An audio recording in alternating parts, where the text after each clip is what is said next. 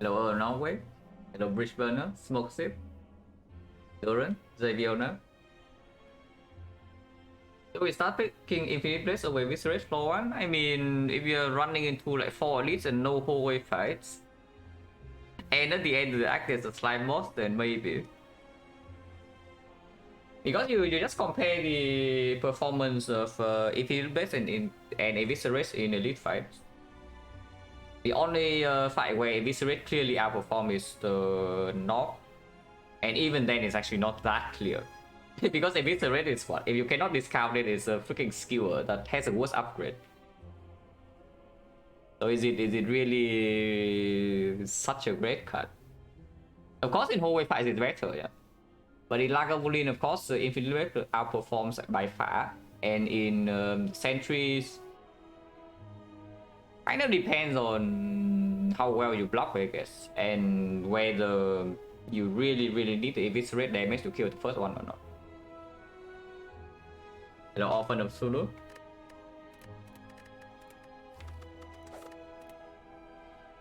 But yeah, do not underestimate Infinite Blades.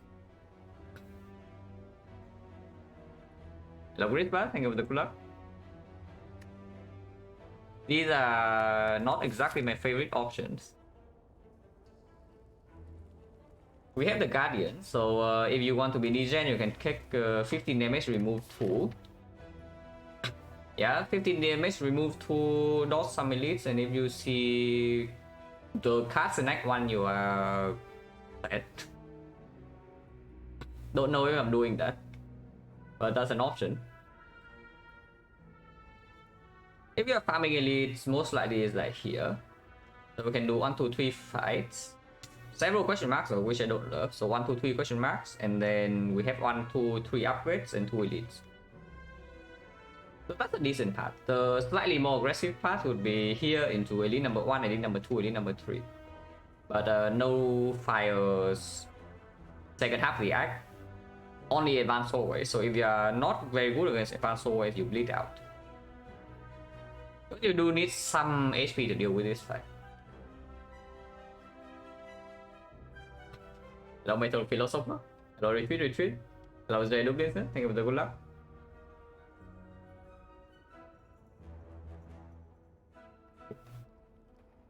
So what do we want to do here?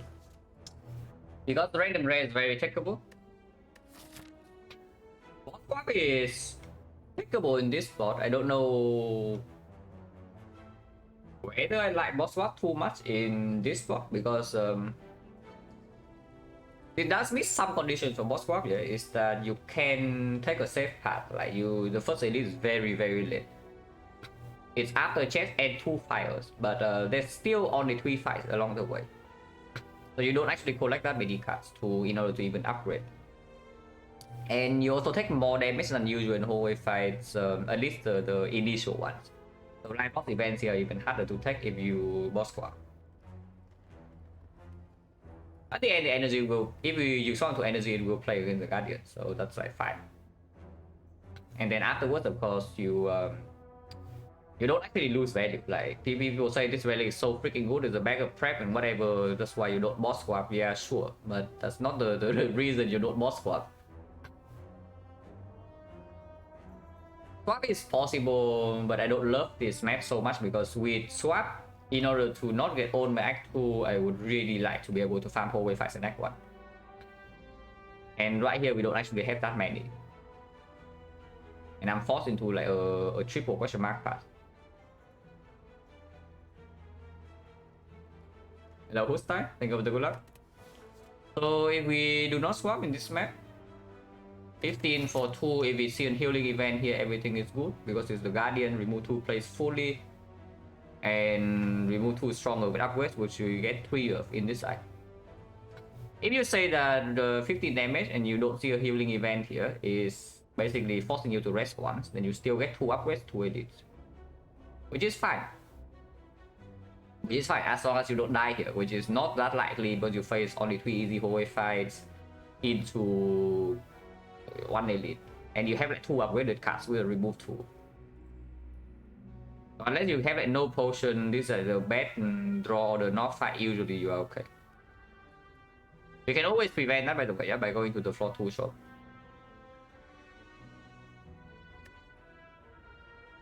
Maybe I do that. Yeah, maybe I do that. Just go to the floor 2 shop.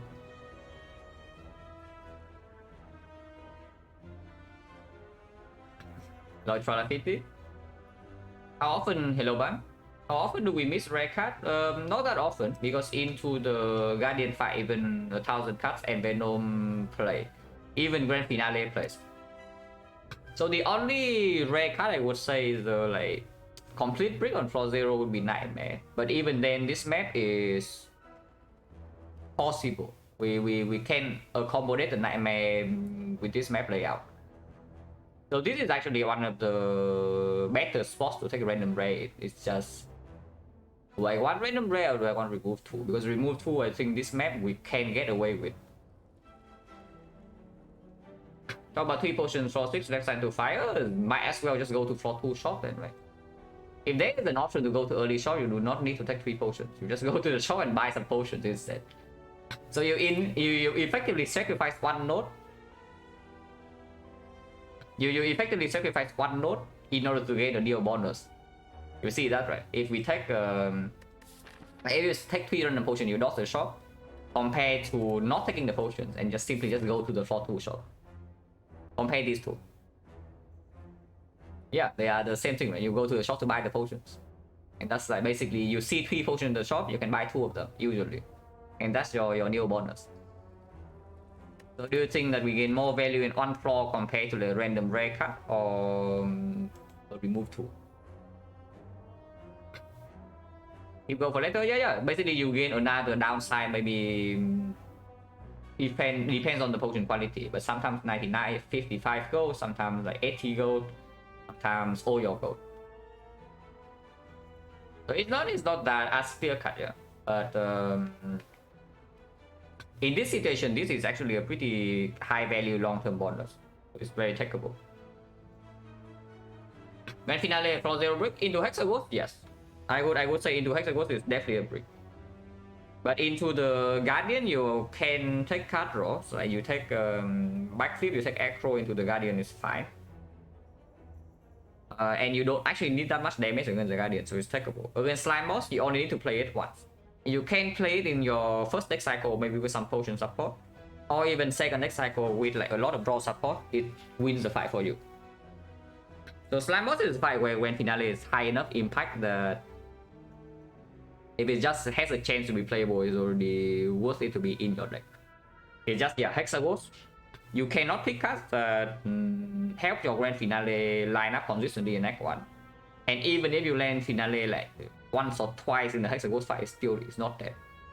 And then you're in trouble. When was first win? Yesterday.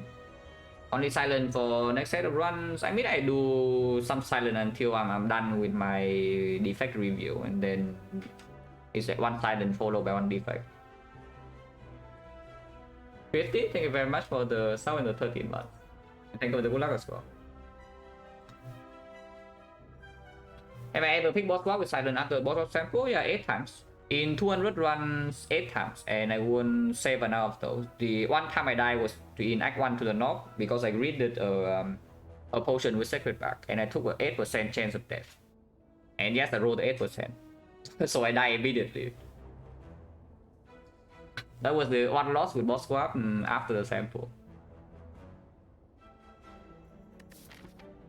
Honestly, everything is playable here. It's just that how much greed do you want to push?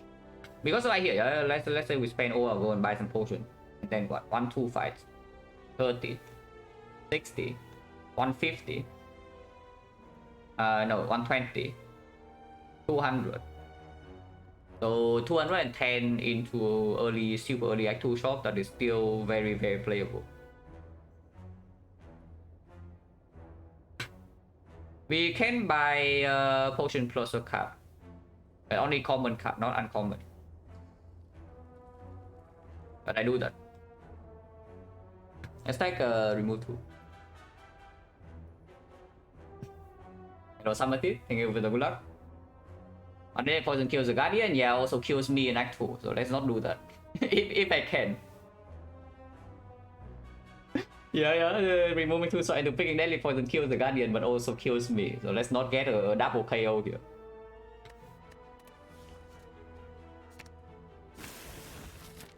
And yes, we are going to draw 2 shots.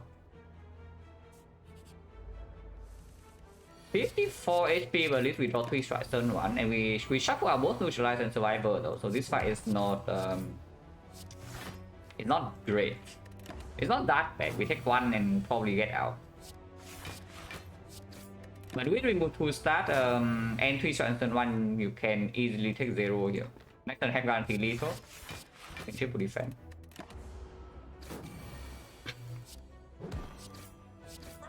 Potion draw would be great. Okay, no potion. Average go, no potion, garbage cuts. I mean, yes, you can take the backflip because it's the Guardian. Unfortunately for us, Elite fight is coming in 2 fights.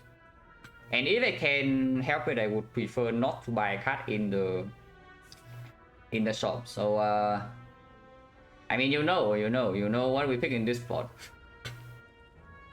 Yeah, exactly. You know what we pick in this spot, guys. We are set, but we only pick the really new options, and we have 3 upgrades along the way, so we better not die. Oh yeah, we say goodbye to Orrery, but attack potion attack. And you see we have exactly enough gold to buy 2 potions if we would like to do that. Potion chance right now is 50% though, so into the next 2 fights is like 50-60. The chance to miss would be 20%. And of course there's also the chance that these are fights. So I do not want to buy 2 potions. We take attack potion. The greediest buy here is the Weather Plants. The non-greedy buy would be the Poison Staff, because we can also upgrade the Poison Staff. As of this moment, Quick Slash plus, maybe attack potion is possible to deal with, not depending on what we see in the next floors. Sentries fight the Weather Plants will outperform the Poison Staff, but we are pretty dead to Lagavulin. I mean, not dead, but you know what happens if you fight Lagavulin with this deck, yeah. And only the attack potion. I mean, yeah, attack potion we definitely take. But afterwards, it's not so clear whether we buy the Weather Plants on sale, or we take the Poison Staff, or we even take the Power Potion. Because Power Potion performs against Lagavulin and Sentries. Attack Potion performs against the Knock, but most likely we are tossing away 1 potion 80% of the time. Like we are throwing away 1 potion here. And Power Potion is like most of the time performing against the Sentries and Lagavulin, but not always. Sometimes you still get a complete break. Attack potion is my least favorite early game potion, by the way, because you on silent at least you don't expect that much damage from this potion. Usually it's like 10. It's like slightly less than 10, but with a good effect. So usually for me, attack potion on silent comes to 10 damage. It's not even AoE, so it's just not as good as the explosive pulse. Sometimes you high roll. Sometimes you high roll into like choke or finish on the wood turn. Sometimes you high roll into grand finale. Then it Omega performs. You don't actually expect that much from this. I still buy it though.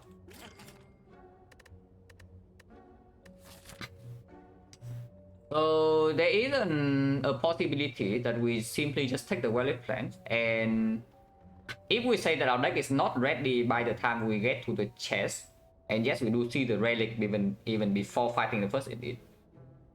I mean, if we high roll, then of course we can go left. If we high roll super Omega high roll on these floors, of course we can go left and take the floor 6 elite with attack potion, or even go right side and take 1, 2, 3 elites here with several hallway fights. And hallway fight is better than question mark rank 1. Our new bonus, remove 2 for 15 damage over 3 potions, random, rare, and boss swap. If it's a red, better than 5 points, yeah, sure. It doesn't say if you high roll the attack potion is still 5.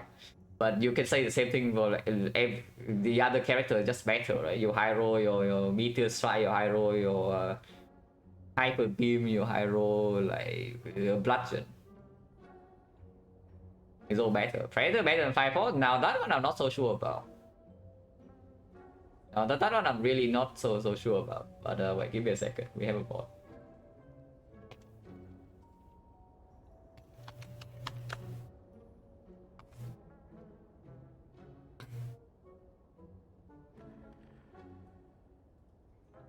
But I mean, it's fine. I don't really want to buy a second potion here because we can opt out.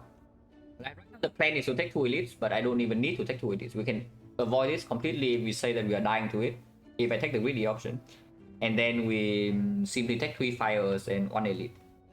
But now we have a wallet plan plus in our deck. So I can see it because if I pick the poison staff here, yeah, and then next draw I see a poison staff for free, I'm going to be very freaking sad, you know. On the other hand, if I have a wallet plan plus in my deck, I already know that even if my damage scaling is not quite there for the Guardian, I'm still okay. If you want to talk about like one card solution for the Guardian, like this is one of them. Then there's like the Terror. Maybe there's a Footwork, maybe there's a Rex Sweep. But this is definitely one of them, and it's very strong later. So I can see when avoiding elite is possible, we don't even run into advanced always very quickly.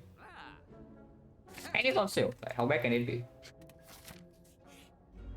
Oh really? How bad can it be?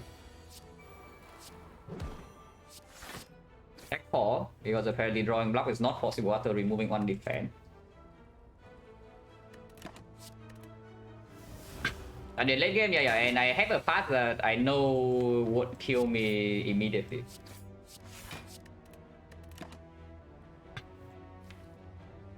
Hold defense here and then it buffs and then we are set. Hold strike, it attacks, we draw no defense and we are set. We don't have lethal next turn, so I think I hold defense here. Defense is not an instant pick. Yeah, it's not. Actually not, because it is inherently a greedy pick. That's like that's just what it is. It's inherently a greedy pick. So if I can get away with a greed, I do it.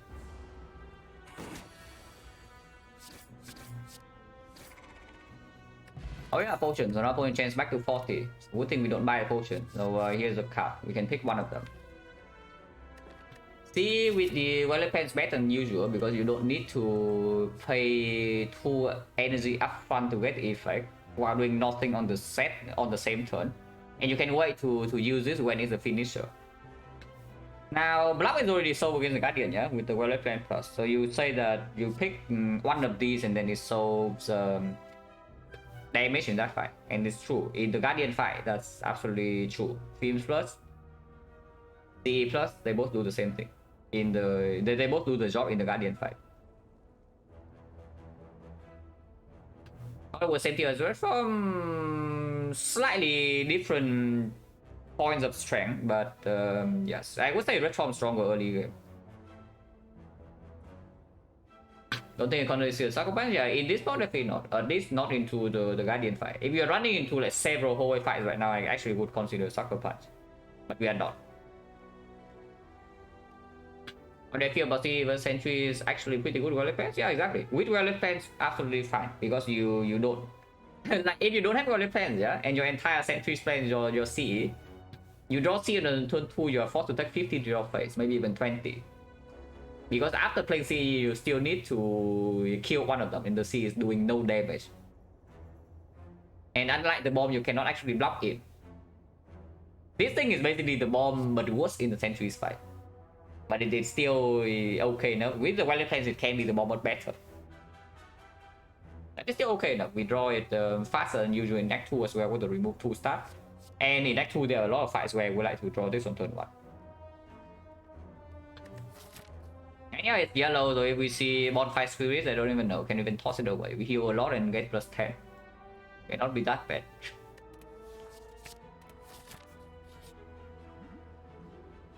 If I have zero interest in this because I already picked cards to... I have cards in my deck that I need to upgrade before the end of this cycle. Yeah, I have zero interest in this event. We live and we just say as usual. Icon question marks, empty notes. No difference there. Yeah, yes. You can one-click mid on the board right here. Yeah, you can unclick mid on the board right here and then everything is easy. But we just move on. I do not think I can even spare one click here if I want to take this elite. And again, yeah, 10% of the time we also roll a freaking advanced four-way here. So if I click, let's say two times, I don't think I'm allowed to click 3 times. You're clicking 3 times and I miss, and even if I hit and it's a relic that doesn't do anything, I go to 21. And there's no guarantee that I take 0 damage in the easy hallway fight. With like clunky cards, like yeah, Violet Plains doesn't play immediately on the turn I play it. So it doesn't give me output. See, it's freaking 6 poison, 2 energy. And this, I don't really have something to complement this, like the backstab or the slice or like cheap damage in order to kill the target immediately when I play the CE. So yeah, it's very possible that I simply just take damage in the easy hallway fight. So let's say I click 3 times, go to 18. I take maybe 3 to 5 damage in here. Let's say optimistic 3, 15. Suddenly here I definitely don't rest before I see what the event is, because it can be healing event, yeah. And then I roll 10% advance forwards and I die on turn 1. Yeah, good stuff. And again, once again, clicking this is the quote-unquote greedy option. We already picked like so much greed, and yes, upgrading these cards actually make us give us a playable deck into Act 2. As of now, if we cannot upgrade any of these and we need to rest after rest, we are toast. Let's not let's not be stupid. When transmuted, I bought it because it's on sale, and we are fighting the Guardian at the end. It has an upgrade, and I can dodge. If I start and click 3 times, yeah, nice try. Historically, that has never worked, so it will also not work here.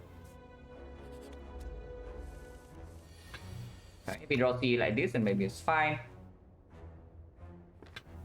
How do I do this though? I can do 9 damage to the thing in here next, and I have 22, 23.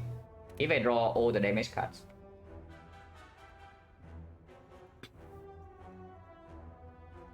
And calculate a chance to mirror the bone. Yeah, I talk about it that sometimes you first click mirror the bone and then you are happy. We don't do that. Plain and simple. That was the first thing I said after I say that we leave the node. But yeah, I don't do that here. So there are 2 playing lines here. We can either do, actually there are 3 lines. We can either do CE and strike on the green. Kill it immediately, deal 9 damage to the spike. And I mean, you just look at freaking Corpse Explosion. Like, how much damage is it doing? It's doing 9 AoE damage for 2 energy. Something like a freaking OR attack is just simply better. It deals more damage for 1 less energy in this fight. And it's a quote-unquote AoE fight here for you. Yeah, OR attack. That's apparently so unpickably bad, and the CE is one of the best silent cards. What is that? But yeah, first line is CE strike here, we deal 9 damage. In that case, next turn if we draw 4 of these cards, we kill. We overkill by 1. The other line is CE here into strike here and let the poison kill here next turn. In that case, we deal 15 to the spike slam, but we are weakened. And then these are 4, 4, 6, 2. So it's still exactly the same. That we need to draw all of these 4 in order to kill this. But if we need to block in next turn, then we have a little bit more damage on the spike slam. And the weaken here also doesn't really matter. So it's just better. If we want to play CE on the slam, then it doesn't make any sense to also put strike here. You strike the gray for sure. So the final line is to go all in the gray immediately. You do CE and strike, deal 17 damage. To deal 17 damage to it. That makes no sense. I mean, it makes a tiny bit of sense actually.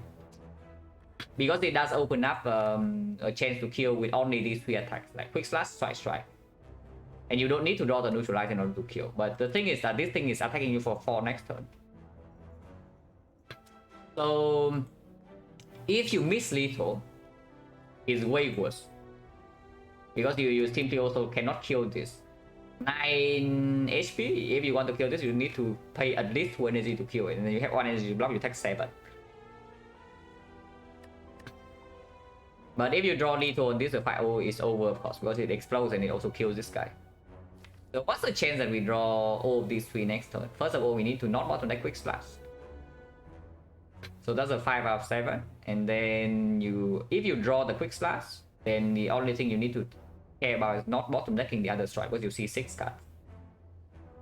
So that's 5 out of 7, and then the other would be 2 out of 3. So 10 out of 21.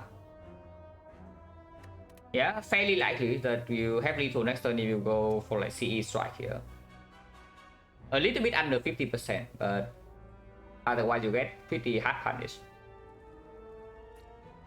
So probably just do the reasonable line of seeing the green and then strike the gray. Let's do that.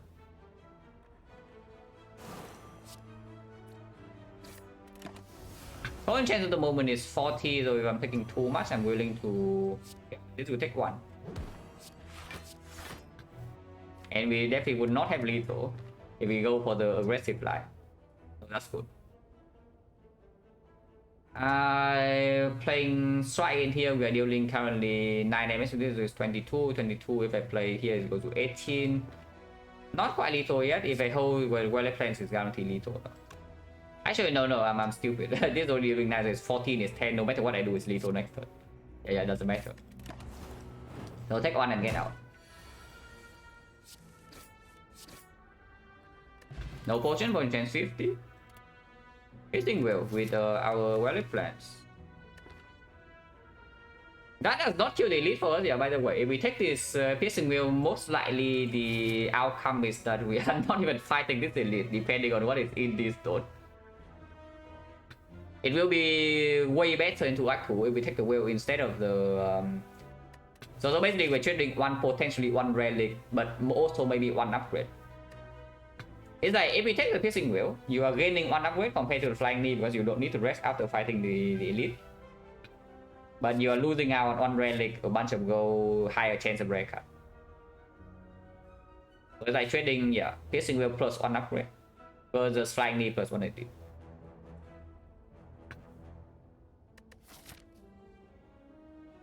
Yeah, 2 advanced always in here.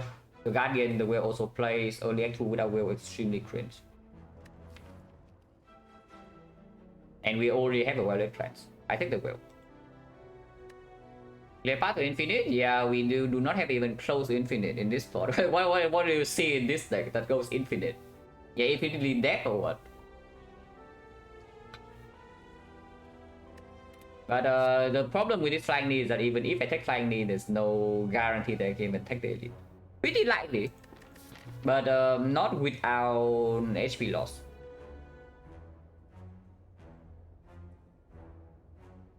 Yeah, pretty likely, but this it's not without HP loss. So let's compare. Not fight after all of these upgrades.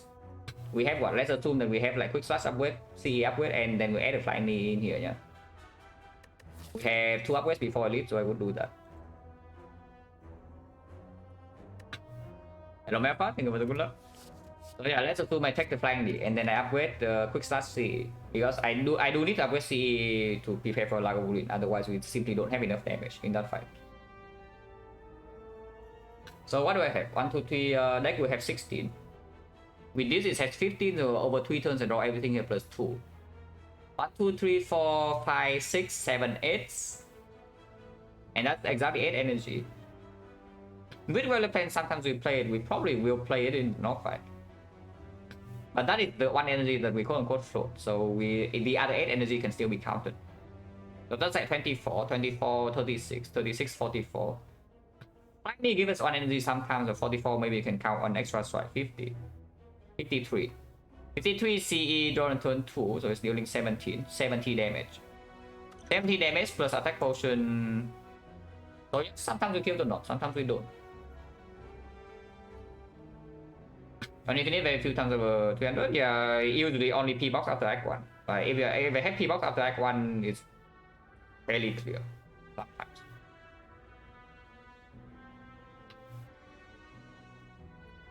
So yeah, even if I take the flying knee and we upgrade quick slash CE, sometimes I don't kill knock over 3 turns.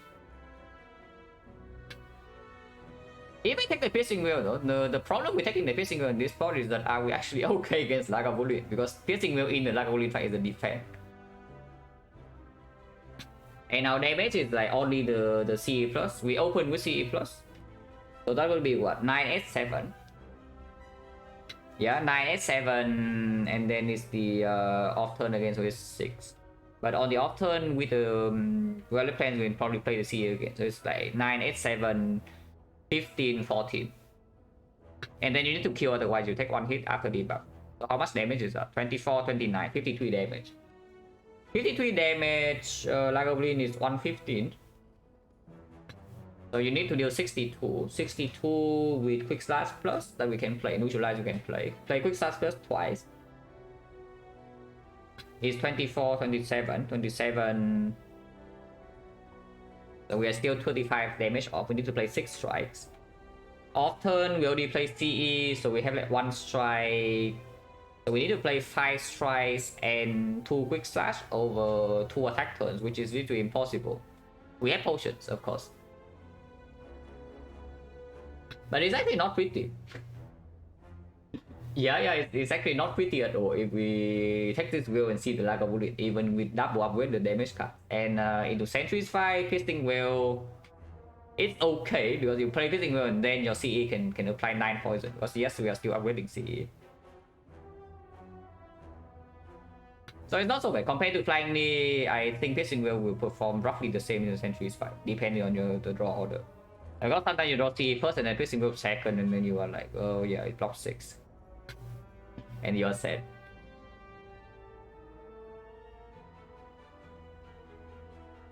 So the most likely outcome if I take this Piercing Wheel is that we do not take this elite. Is that an acceptable outcome or not? I really don't like it with 1 Elite Act 1 and the cards that actually demand us to fight Elite in Act 2.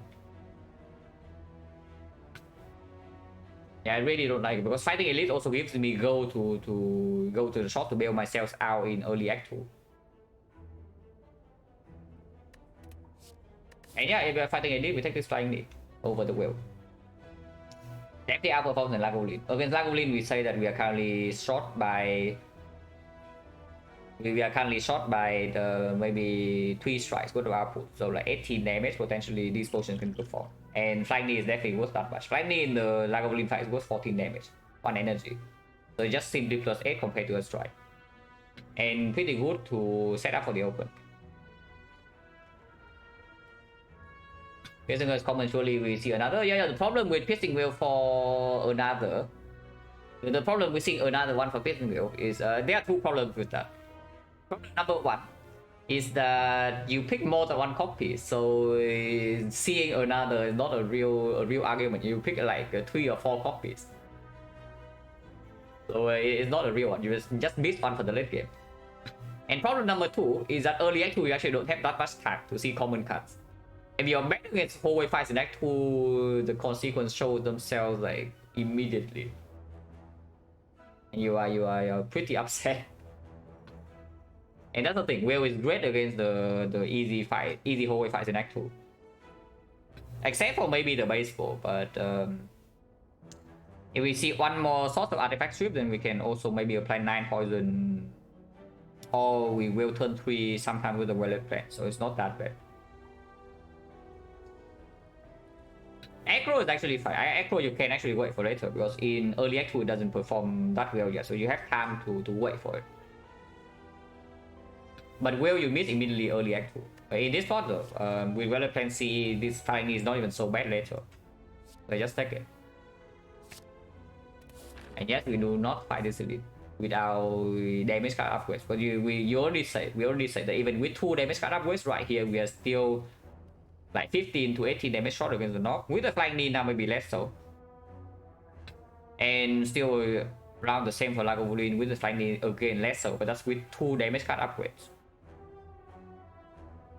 We definitely don't fight this. Point chance 50. What can be in the question mark and makes me rethink my second upgrade?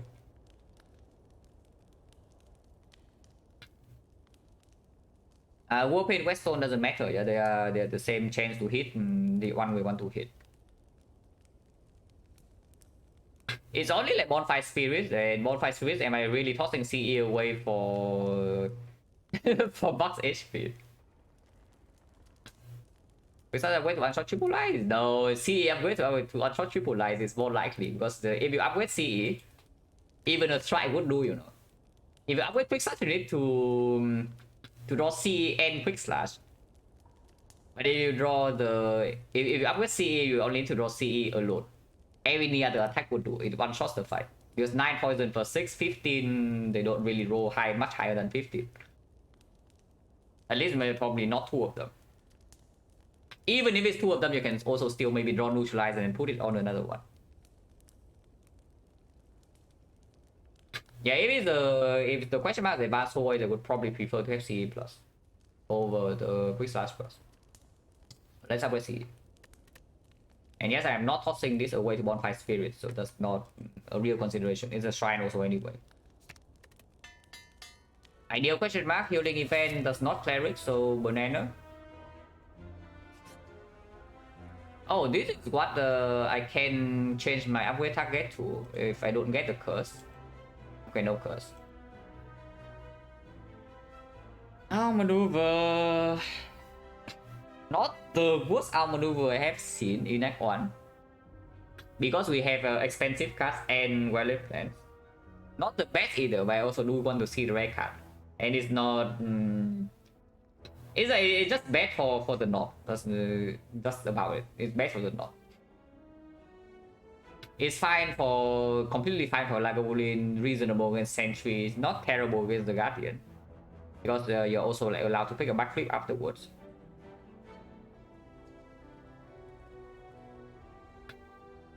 Yeah, it's fine. I do want to see the rare card. Like rare card, especially when the Weather Plans is already in my deck, has huge potential, considering that there's also an upgrade immediately next flop.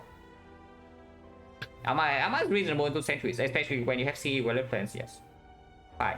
Without the Weather Plans, this card is way worse into Sentries than otherwise. Okay, we don't even see it. Yeah, that is our upgrade target, and we hit it. 1, 2, 3, 4, 5, 6, and we do see 2 cards. So 1, 2, 3, 4, 5. So we have a 40% chance to get a glass knife now. And yeah, that's also an argument to upgrade the CE first, very slightly. But I mean, of course, this is very rare. That first of all, we even see the stride, and secondly, we might get a glass knife. So the Great Pickle core bottom left, the Mike can core bottom right, PG core bottom middle right. So it's like here, the 3 candidates. Okay, now I get to choose 1 out of 3. And yeah, I believe in the Great Pickle, because Great Pickle goes first. I mean, you see the card text. You see the card text, guys. It's fine. We know the regret's not in here, so we can fish for maybe the card. Okay, it's not even there. So whatever, empty note. Once again, every single question marks you go into in Act 1 is an empty note. That's not like anything new, really. And yes, we upgrade quick charge and run into the elite. 600? Nah, 600 too long. Like, no need to do it for 600. Not quite ahead with the well-laid plans. Lagavulin, yeah, we have the and flying knee against Lagavulin. That's fine.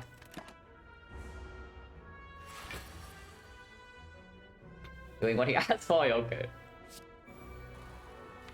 We just do this, and next time we have a good open. I mean, good open, reasonable open. We shuffle out the C, of course, but it's whatever, doesn't matter. Yeah, plus 4 damage. Cool. The flying knee. So it's currently doing only 4 damage in this fight. Very willing to use the skill potion. Potion chance is 50. And the next elite fight is after 3 more fights. So very willing to use at least 1 potion here. Hello Myron, how's the robot review going? Pretty okay, because I mean, I don't have that much work to do, because I only need to take a look, a closer look at like my losses. Unless the win is super dubious, I don't actually need to review it. So that's pretty good. So far, biggest mistakes usually is just boss relics, which is a big one, but Maybe that can be fixed. Yeah. Like usually I die simply because I picked the wrong boss rating.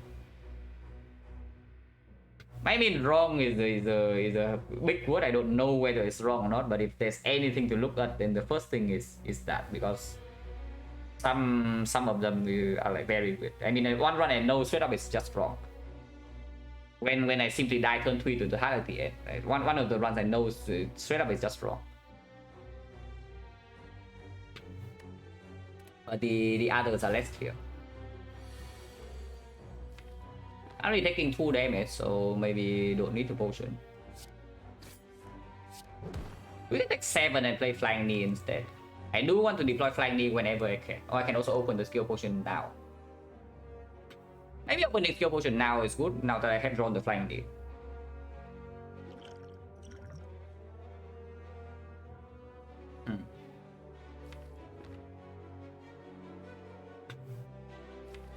Oh, that's weird. 6 poison. Put a bunch of new survivor or flying knees in my deck, or simply just 4 block right now. If I take 6 poison, am I allowed to full block? Like, let's say I just take the CE and then I play defense survivor, even hold the defense for next turn. So 13 poison, yeah. 13 poison is going to be 13, 12, 11, 36. 50 still. Oh no, I'm still forced to play flying knee even with the CE. Honestly, with that information, I'd probably just take the CE anyway and accept the 7 damage this turn. Wait to just take 3? Take 3, what do you mean? Like, you want to maximum block by survivor defense, or you take deflect? Deflect knee is okay. Deflect knee is okay. You just gain 4 HP, you lose 6 poison, that's literally it. And then you have a deflect redraw, which might or might not be good. Next turn is not going to be very good. It's okay though. But that's the thing, if we already say that we count damage with the CE, that is assuming we even pick the CE, yeah? And we are still not there, then I don't see why we would take the deflect. Let's just take 7 and get out. And then maybe rest after the... Maybe rest after this. Yeah, let's just take the 7 and get the hell out. Sometimes you don't even get out, yeah? But...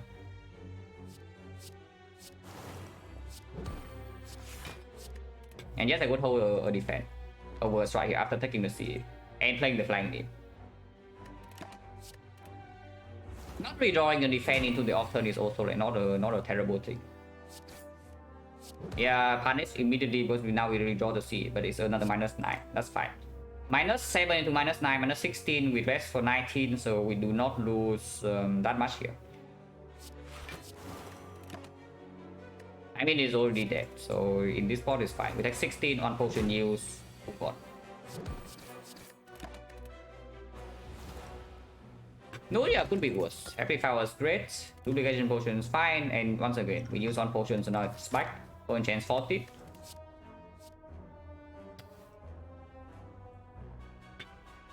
No, it's like 9. It's 15, block 5. Oh, yeah, I take 10. Take 10 the turn after. So it's like 7 into 10, 17. Terror card? Yeah, what about the backstab card? You say the terror card, but what about the freaking backstab card? Because at this moment, I have a feeling the backstab is going to outperform the terror in Act 2, and we do not need the terror against the Guardian. Especially with the CE, yeah? CE, you might think that, oh, CE terror, you terror target and then you can burst it down. But yeah, what kind of opponent?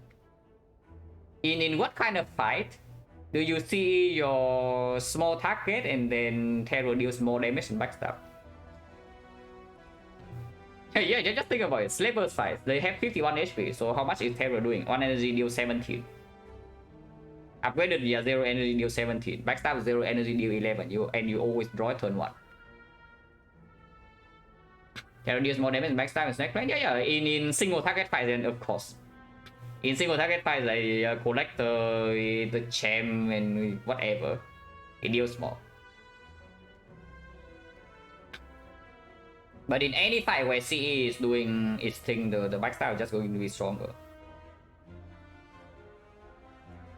And especially the Slaver. The Slaver is really the other fight the CE can perform against, but only if we provide support. Single target fight like collector, yeah, sure, collector AoE, but backstab doesn't do anything in the collector fight. you know what I mean. And I mean there's only one collector if you kill her turn 1, how about that? Single target fight. Yeah, you have terror in your deck and you kill collector turn 1, and then it's a single target fight. I take the backstab. Because we do not need the terror against the Guardian, and I think backstab outperforms in these fights. Even against the North, it's not so clear. And against Sentry, it definitely outperforms the terror. And yet we still go here and press.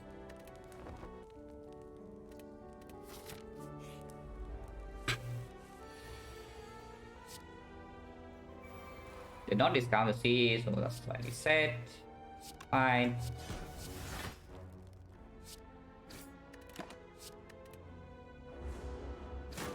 Most likely you cannot kill this turn, but we have well-left plans against it, so it's not that bad. We don't even play the C.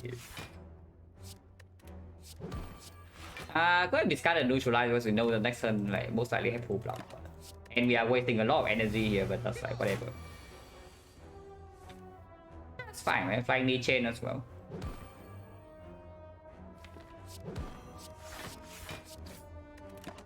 Want to block next turn and then have flower on full, which we most definitely can.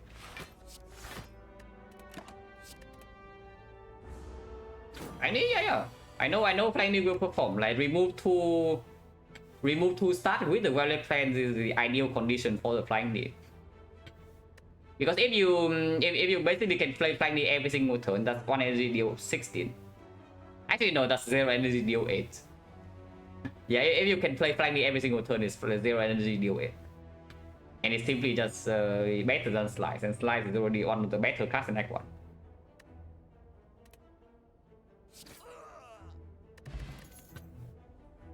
Yeah, now we take the wheel. If you would like the wheel right now we can take it.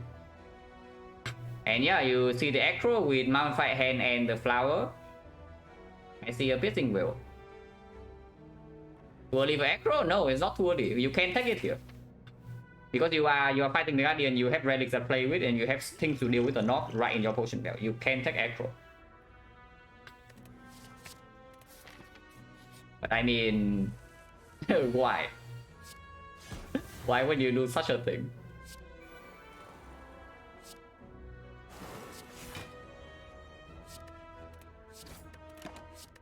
Like 6. Kill next one with poison is perfect. We set up the flower on 2, so poison is doing 15. 15, you just do 1 flying knee and this dead. I mean, you can also play strike or the neutralize, doesn't matter. It dies of poison next turn, flowers on 2.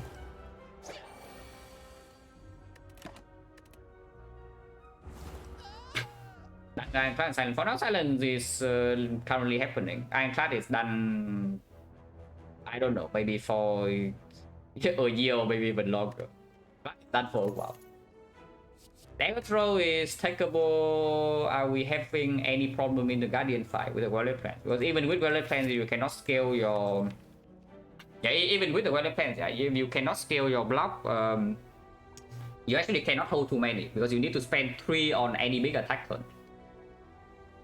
That's the thing, yeah. Against the 16 hit, you need to spend 3 block cards, or you need to spend defense, survival, and take some chip. Against the 20 damage, you definitely need to spend 3 block cards. Neutralize one of them, of course, that you can use. So you need to hold 2 and then you play neutralize. What I am saying is that if your attack density is too high and you don't have a footwork or anything, even with Violet Plan Plus, sometimes you're forced to take damage. So do we want to pick a card that's not actually performing so well into the Guardian fight?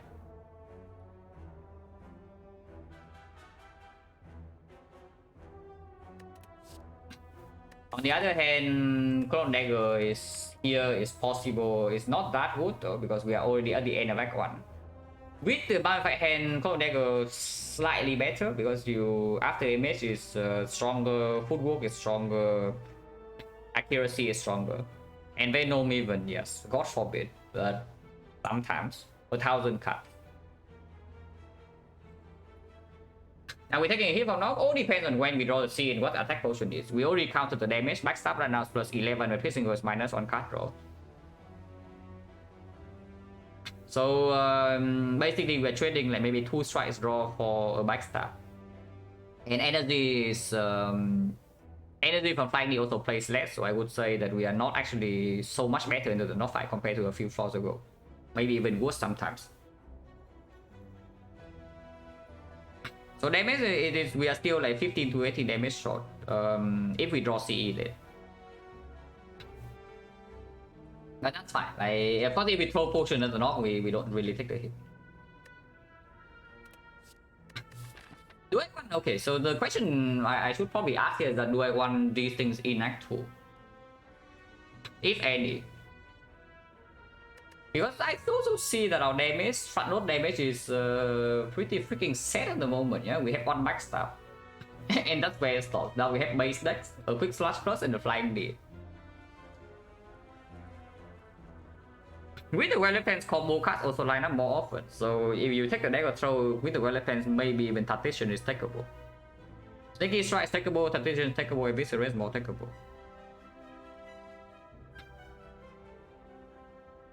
Then to upgrade Ben, it's okay. It's okay here, but before I do that, I would just take the dagger throw and then upgrade neutralize. If we say that we are so bad into the Guardian, but it's probably still weapons upgrade with the head. And yeah, if you see pyramid, then yeah, whatever, we have pyramid.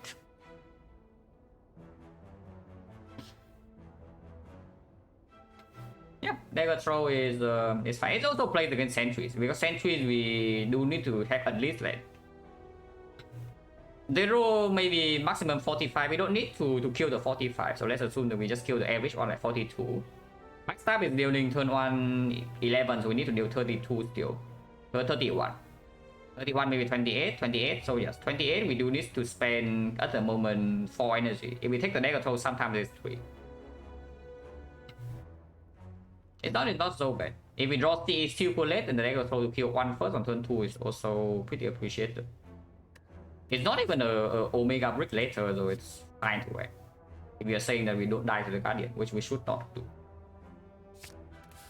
And yes, we are taking the hit. Entries, yeah, we have CE, so the fight is so fast. At least we have Happy Flower set up, yeah. At the very least, Happy Flower is set up here so we can play Survivor. So I can do, yeah, dagger throw is not even played. Is quick slash backstab? Yeah, quick slash backstab, see Survivor, and we are doing 20, 21, we need to do another 18. I am willing to use attack pod next turn because potion chance at the moment is still at 50%. And this is not that strong in the Guardian fight. We already have this. Is it 50 or 40? Maybe it's 40. We count again. 1, 2, 3, 4, 5, 6. Yeah, 6, 5 is 40. Biggest one card wonder on any character, most impactful card pickup regardless of deck strength. Echo Form is like one of them, but usually Echo Form is stronger when you're weaker. If you're already overpowered turn 1 bot to 6, if you're winning every fight on turn 1, then yeah, you don't want Echo Form. Corruption not even close. Corruption is not even close to the best Ironclad card. You say that is like the one hit wonder of the Ironclad. Yeah. If there's any card that's a one hit wonder on the Ironclad, then honestly for me at this point maybe it's Reaper. My opinion of Reaper just keeps going up and up and up and up and up every single time I have it in my deck. It just goes up every single time. Trance, no, Trance is one of the most overrated Ironclad cards. It's good of course, but it doesn't nearly solve your problems when your run is going garbage.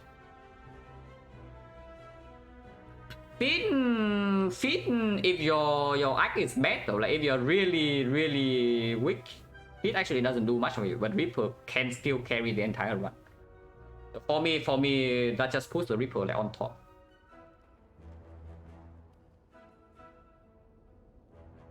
How many hits does ExecnaR with attack pod on turn 1 eviscerate? I mean, if we open attack pod, we open turn 1 regardless. Because if we see something like artifact strip, sucker punch, or poison stab or whatever, it also just guarantees that we finish the fight no damage. Okay, maybe 2 damage. Because the 9 poison effect from C is powerful. Offering is up there for sure. Offering is up there for sure.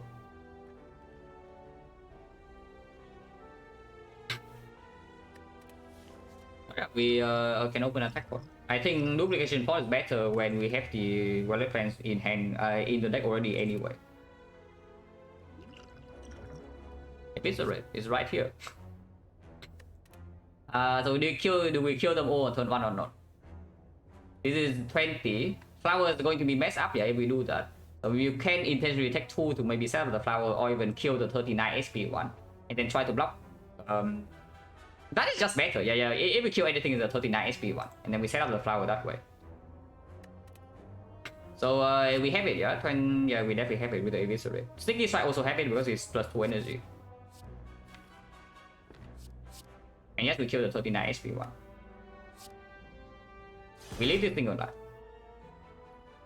CE so centuries, guys. Everybody knows that. Everybody knows that. The fight is solved. If we draw 2 defense, excellent. If we don't draw 2 defense, we end the fight.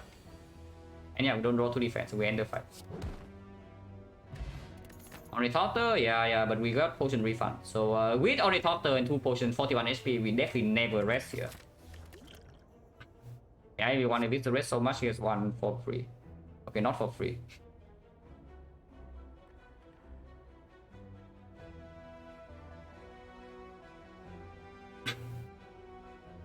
Did they nerf dead branch draw percentage? Have not seen value for so long. Yeah, did they nerf the track percentage?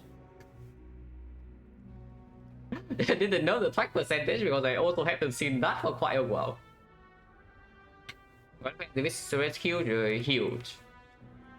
I mean, if this is already in my deck, then sure. But otherwise, what do you want with the Eviscerate? Skip, yeah, unless you want Cloud Dagger for early act 2. I don't. It's pickable here just for a little bit of block necessity in the Guardian because we added the dagger to, and it is positive block in that fight. But I don't think I actually want that kind of my deck in act 2. Or is that stupid? It blocks slightly more than defense. With Frail, we still blocks a +1. But that's where it stops. We don't have anything that scales with it at the moment besides the speculative Mummify hand. I'm playing God twice in a row. Exhaust 5% first class 50. Okay, sure. We skip it and upgrade wallet plans.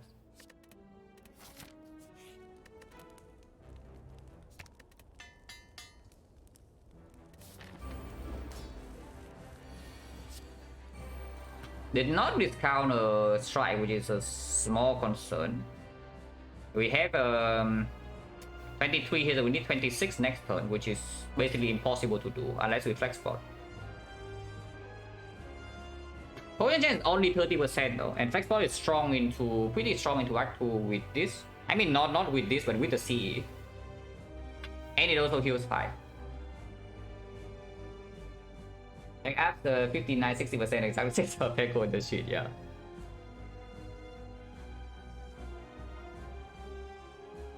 I mean, yeah, if we don't flex spot, we actually are taking a hit next turn, even with the 4 energy.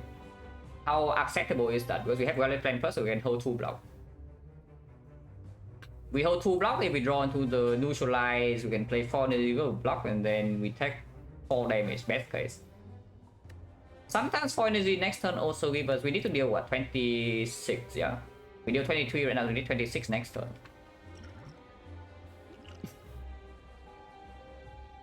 Oh, we can always potion next turn, guys. Yeah, like that's true, we can potion next turn. Wait, sorry, give me a second, my cake wants in.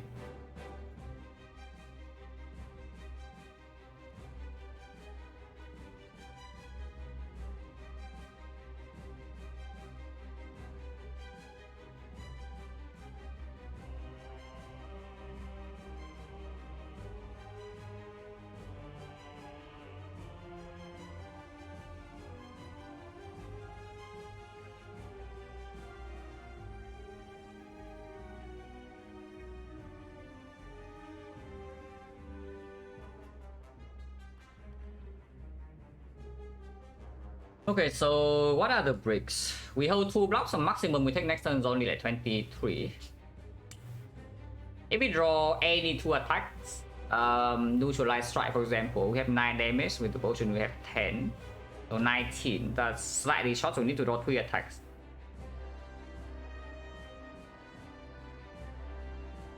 Okay, sorry, my cat is asking for something I don't know what.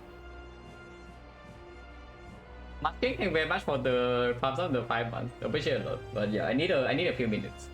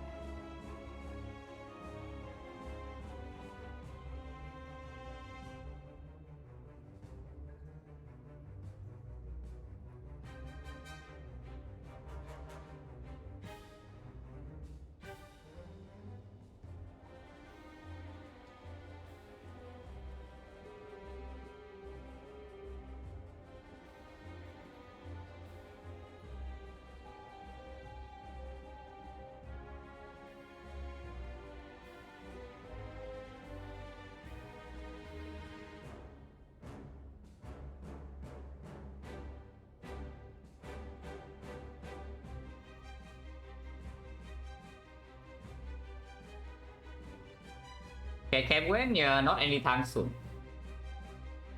But yeah, the bricks next turn would be something like Lightning Strike, defend, and center sprint.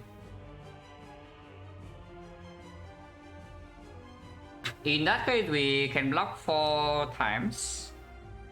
We take 13. Go to 18 with potion, we go to 28. 28 Wallet Plan Plus should be, yeah, very playable.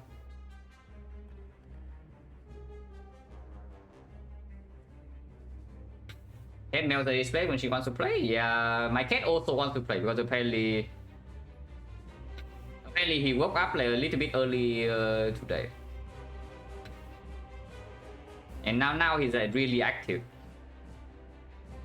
So he's if I want him to calm down, I actually need to play with him for like maybe 20 minutes. So I just probably just ignore him, and then the problem goes away soon. Unfortunately.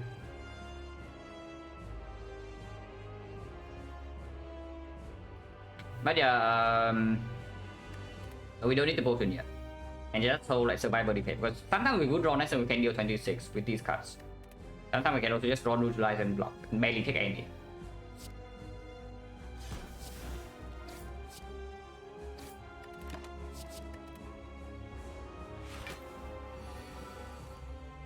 Yeah, we can just block. Look at this hand. We are taking what? 4 damage.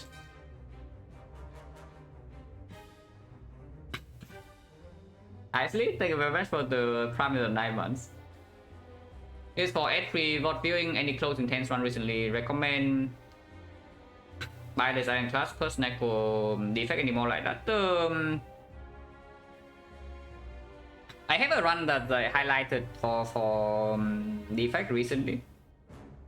That run and the run right after that are very cool. Like the run literally right the day after the most recently highlighted effect run is very cool. That was the one with magnetism carry in the hard fight. I did not highlight the magnetism run because like it's not like interesting all the whole way through, but definitely pretty cool stuff. The run right before that was the one where I go down to like 1 HP against Time Eater after using 2 potions, taking like 100 plus damage with the freaking dome, and then still barely won an Act 4. But yeah, here we take 4 damage.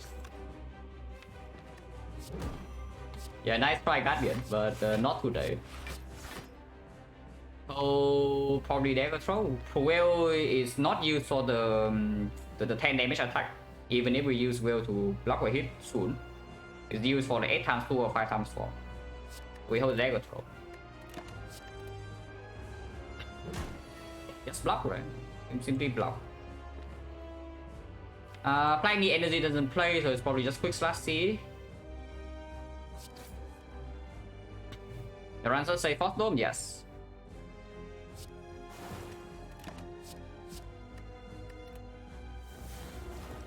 Yeah, Pliny in this fight, I don't expect it to do a lot of good stuff, if even anything. Two now, next turn we have defend. I hold defend neutralize, and then we can neutralize the 5x4, or maybe piercing will that. We will take some small chip in here, as I said. As we don't have defensive scaling, we will take some chip damage in this fight. So here there are a few choices. I can do piercing will defend CE again, which basically shows damage for the rest of the fight, and I don't even need to play CE any other time, or a lot of additional damage. The other line is doing something like defend, neutralize, take 1, and next turn piercing will take 0. Piercing will is CE, next turn take 0. It shuffles out the CE, and it applies poison 1 turn slower. But still, 15 poison is enough for the rest of the fight. Second round after this, no. One silent per day. Unless the only way I do the second silent run is if I die in Act 1 or early Act 2. Especially if the run is too short and it's also not a win, then I do a second one. Otherwise, 1 per day. Yeah, we're not fine. We'll now defend CE. We can hold like the neutralize defense, and next turn we at most we take 2. So potentially we take 1 more damage when we put poison down 1 turn earlier. Let's do that. And this way we also fully use the flower energy.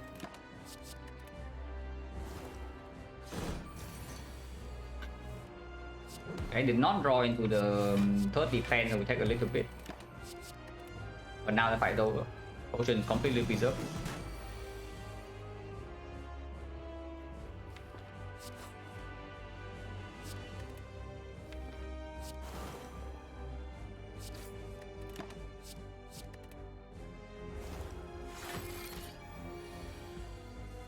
Flower 2 is not that important. It's okay, but it's not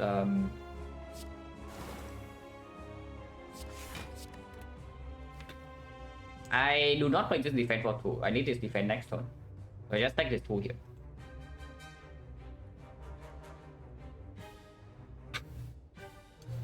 So yeah, flower 2 is not that important because the turn 1 we have backstab. Would still prefer on 2 though, because we see 1 more card than other turns. But if I cannot set it to 2 and it's on 1 instead, it's fine too. But sometimes we also draw Wallet Plan turn 1, so flower 1 plays fully turn 2.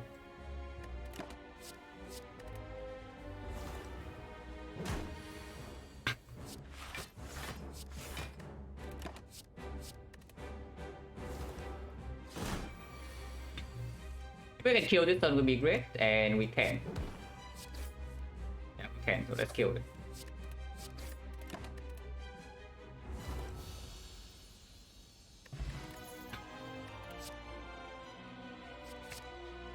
Yeah. Red for my fight hand, well-lit plans and all that, but only thought though.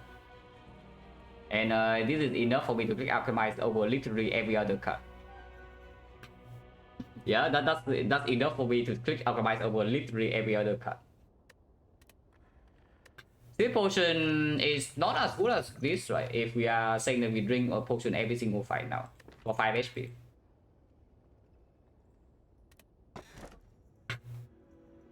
But this week, I mean, I know exactly what I'm looking for, so the moment I see the card, I just click it. If that is already by far the best case, then we just click the best case. Wrist Blade is unpickable. I mean, not unpickable. It makes backstab stronger, and that's about it. So this is the first curse key with no free pathing, and unfortunately we are. I mean, being ahead on removes makes the curse key worse than usual, yeah, because you draw the curse more often, and more removes. Removes are stronger the more you get. So if you take curse key, you cannot press your remove advantage. So that's like slightly sad. Exotionalize, yeah, sure. And even with the downside, of course, the freaking curse key is better than tiny house. So let's click the curse key. Anyone down to run into the burning elite, force into the normal elite right afterwards.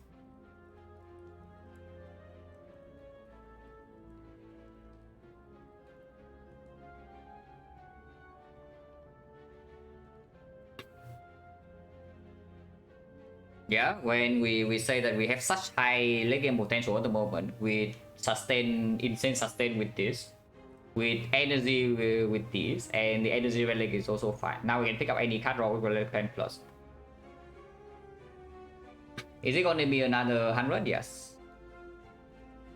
At least on 100. Maybe another one afterwards, depending on how I feel about this.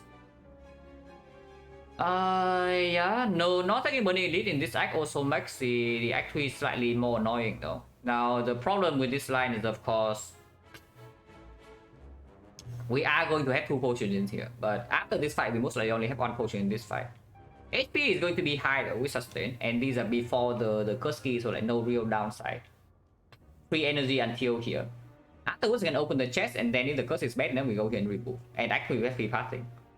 With the curse key, taking the burning elite right now is a lot stronger, and we do have enough gold to still go to the shop in here to do something.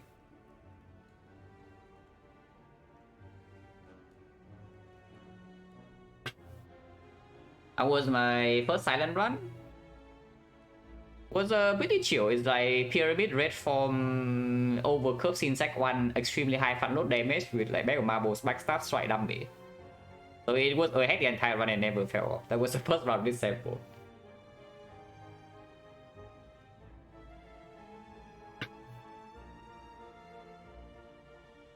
What kind of burning elite is awful?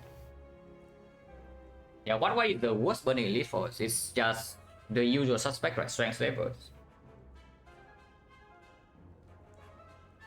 Remedy leader with the Weather Pen Plus is much better than usual, because you can at least hope it's the piercing wheel to mitigate. Hello Duncurry, thank you for the good luck. And yes, silent sample is going to be at least 100. Happy Ironclad is fine. Defect is fine too. I can do better in both, but I would say I'm satisfied enough with Ironclad, but I don't really come back to the character because I don't like playing Ironclad that much compared to the other two. The effect is good. At least the portion that we played recently is very good, and I'm still very much interested to play more defect later. So defect will come back. What would I say is my best character? Yeah, right here.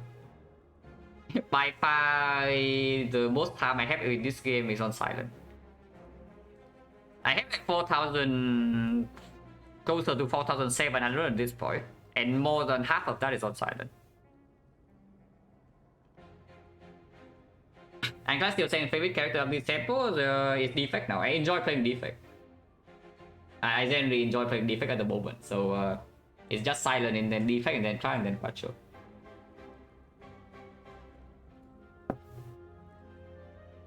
Yeah, it's just strength levels that we take too much front load damage in turn 1, right? Something like strength book, not an issue. We have piercing will to mitigate 1 hit against the max HP book. Not that big of a problem, at least if we can throw potions, and we will have to. Where's Crown Watcher in that preference ranking? Probably somewhere around Ironclad. They play pretty close to the same. That the interesting runs are very nice. But the percentage that you still get an interesting run even with Crown Sword and Watcher is not that high. So fairly similar to Clad for me at this moment.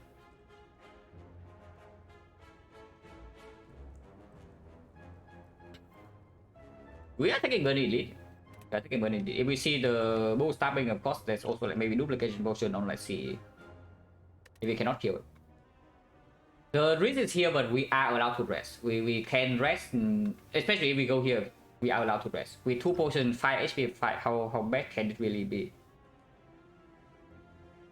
Because delaying the curse for later is also not like really a nice thing, when we don't even get a lot of value out of this act otherwise. It's like 2 elites maximum, no burning elite. Act 3 we don't have free passing, and now we are forced to to get some curses. Otherwise, we open the chest here, we go to here and remove, and it's 1 elite act 2. Unacceptable. So let's fight the burning elite. Small chance that we die here. I hope not. Especially with 2 potions that we can prep right beforehand.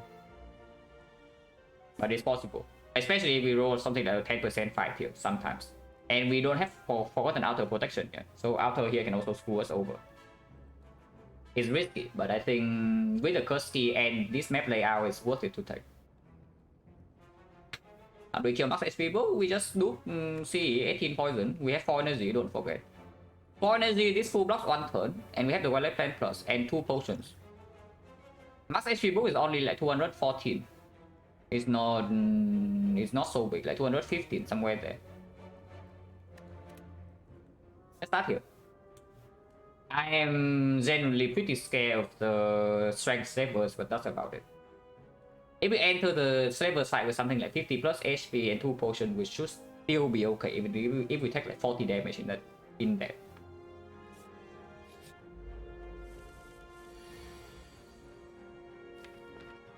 This is a good turn for flex spot.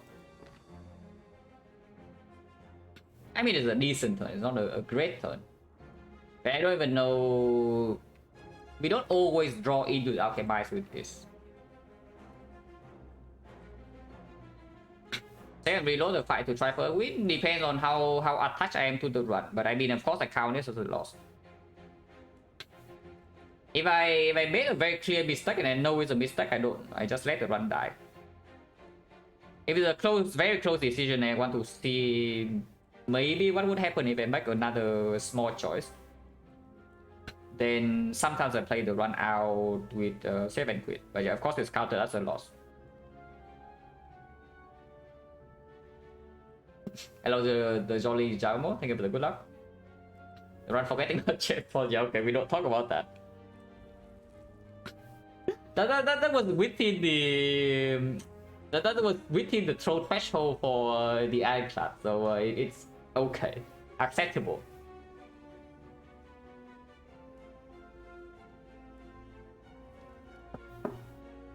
Yeah, flex can also be used later. Yeah.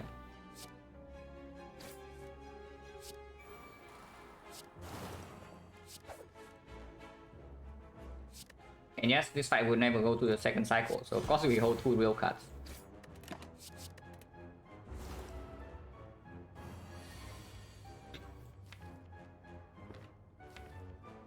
We are guaranteed to draw to alchemize next turn, so I can see flex spotting now.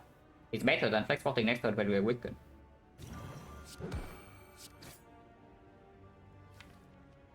When kill next turn will be great. So 8 right here, go to 21, 21. We need to deal 6 damage. When weakened, we are guaranteed to draw 2 strikes. So it's dead next turn. And we get to heal 5 for free.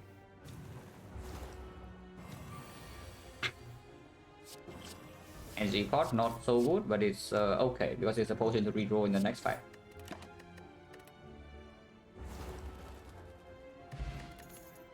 Prepare plus, yeah, we picked that. Now that we have a prepare plus in my deck, Eviscerate is stackable. And of course we have 4 energy, so it's a bit stronger, yeah. Tactician, Reflex. Tactician not so sure, because we already have so much energy here. But Reflex maybe is fine, because it also lines up more often with the Warrior Plans. Hello Omni Dragon, thank you for the good luck.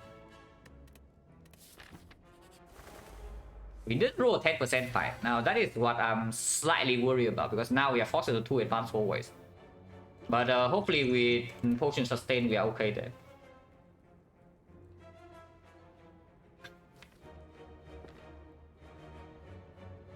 C is too much damage. Yeah, C is simply too much damage, because I want to win this fight on turn 3 and not turn 2. Unfortunately, the guy buffing is also the guy that has the most HP, so I cannot even do something cleaner. Like, for example, this guy is buffing, yeah? And then I can just see him and kill him next turn, and then the other guys are still alive, and I can just block that. But I mean, whatever. Before I take damage, of course I kill, and flower on 1 is not that bad. Could be worse. And there's not even a guaranteed kill here next turn. I hope that we can. if we are being attacked for so much. But maybe this double buff we can block this guy alone and we can set up flower. Where they're swooping, so they need to die. Okay, my draw would be very much appreciated. If this guy is not swooping, then I can even see triple defending. But like this, we only need one attack here though, so I can see even doing quick slash here. And see the card first.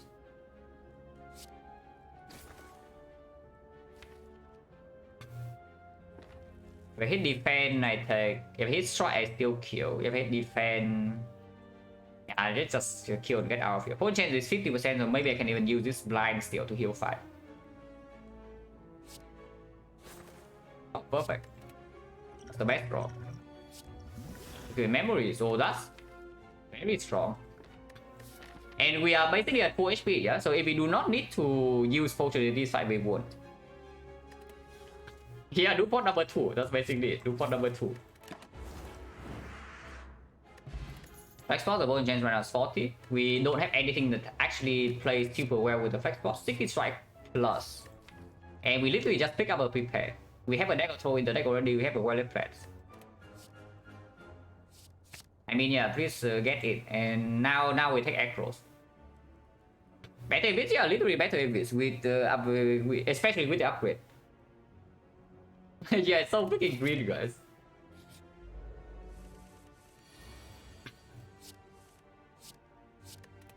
Okay, so if we don't need to potion, we don't. We can potion to heal 1, but I think these potions are good.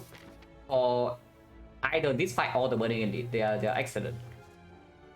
Maybe you can say that the Liquid Memory is doing exactly the same thing as the duplication. So maybe you want more.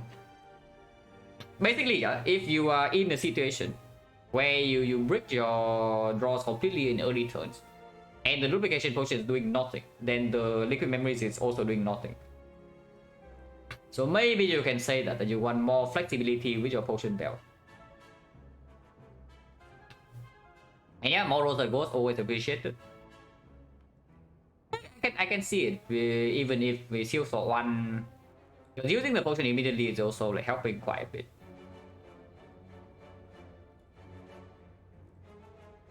Okay, so clearing possible. I don't know whether we need to commit for a kill though, because it also mess up the flower. Because if we double explode the cleric, I mean, I guess it's the same, but when this guy blocks the cleric, it's also harder to hit compared to just hitting here. Yeah, I can see what is stronger between memories and the duplication potion. Probably Liquid Memories for Piercing Will. The duplication potion right now works on like the Alchemite or the Backstab that the Memories doesn't work on. I guess you can also say it works on the Piercing Will if we draw it on the correct turn. If we draw it on the wrong turn, for example. Like we draw Piercing Will turn 1 against Family Leader, she doesn't attack, turn 2 she attacks, and then Weapons not drawn on turn 1. Then we would of course prefer the Liquid Memories. But let's say we run into like Strength Slaver turn 1, we have Piercing Will in hand, then we would prefer the duplication potion. I think the chance potion should attack healer give a double cost explosion. Why do you want that? Why are you people so obsessed with like winning the fight like, next turn? I don't want to win the fight next turn, you see. And if I do not want to win the fight next turn, and Centurion only need to block the Mystic twice, yeah, in order for me to have less control than simply just hitting the Centurion. Like, why do you want to mess up your relic so badly? I don't want to. Yeah, if we say that our draw is horrendous, then it's probably better to keep the Liquid Memories. Because with the Liquid Memories, at least you can play one Piercing Wave against like the leader attack, against the bigger boom stabbing attack, against maybe the slavers. But with the duplication potion, we have higher ceiling but lower floor. So let's use the Duport here then. Duport into CE Centurion, play Alchemize, play Backstab, and hold the Memories. So see it's fine.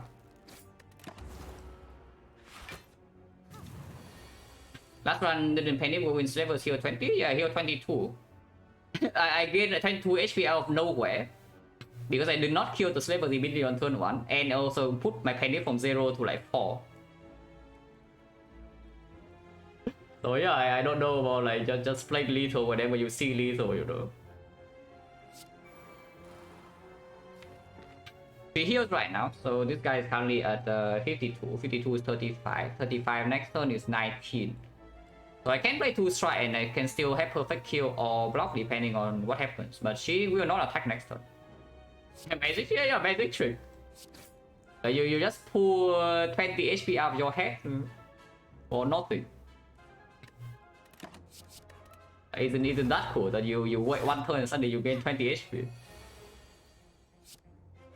And yeah, now she heals again, but we have enough damage in hand. So we just block this and flowers on 2.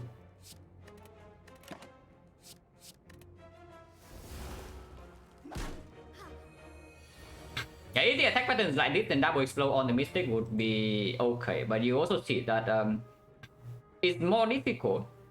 It's slightly more difficult to force her to heal if you just poison here when she gains block. I guess then you can also attack here, but then it's harder to control whenever you want to end the fight, comparing to just poisoning the Centurion. But you see, we have perfect control over this fight.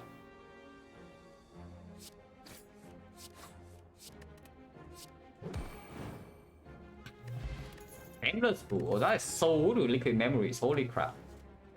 Poison chance is down to 30%.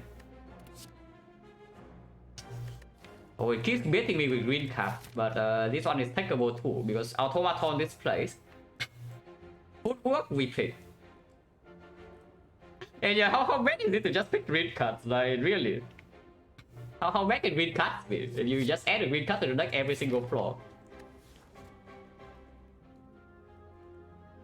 Gameless Brew is just has to be better than the explosive. Yeah. So with this potion into money, I definitely do not want to use my any potion here if I can. Not super trivial because first of all we lose out on 5 healing, and secondly we just throw probably the easiest act to advance whole fight. So this fight will be more difficult than this unless it's like triple counters and we just win turn 2 and taking 0. But I mean, if we have to take some damage into this, whatever. Bag prep.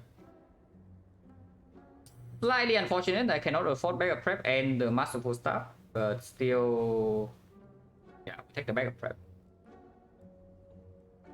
Bag prep with so now with the bag prep, I definitely want to set flower to 2 every single fight if I can. 79, barely enough to remove a card. Which I probably don't even want to do because if the curse is bad and I'm definitely opening the chest and I'm still alive here, yeah? Then we just simply ignore 1 elite and go to the shop to remove the curse. So if I remove here, I need to make 100 to remove the next curse. That is impossible to even do. Yeah, we cannot gain 100 gold unless we see some gold, extra gold from elite, like maybe some smiling mask, maybe old coin, maybe whatever, courier. I don't even know whether courier is enough. Or the chest gives gold. Was I correct? The pipeline this character not here at least because we have. If we are fighting the champ, then maybe here is positive. It usually is still positive, it's just not 100 gold positive like the other characters because you have like cheap access to weakness. Yeah, you just already have cheap access to weakness on this character, you don't need to take the blind. On Iron Trap, for example, even if we have like some shockwaves, maybe you are lacking energy, so blind plays. On defect, of course, it plays. But this character you don't. And then this doesn't really solve silence problem in early game usually, so you don't get to spend 100 gold on it that often also. But yeah, don't remove it and we just move on. I do not care about the repair. Okay, that's not quite the triple cultist, but this fight we can maybe take 0 in. Maybe. We played.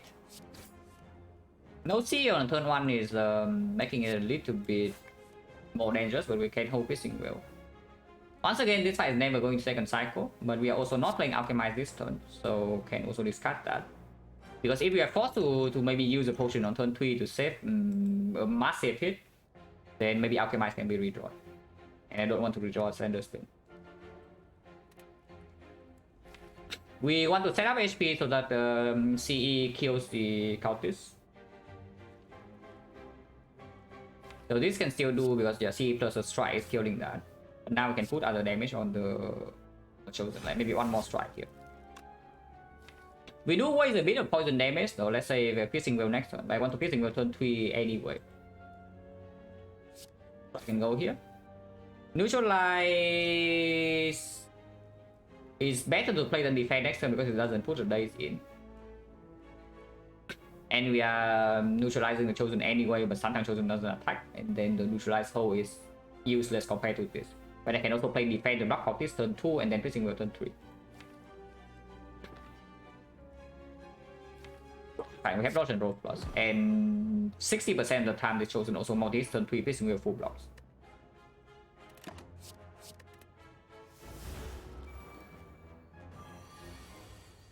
Yeah, we have perfect setup for the CE damage right here.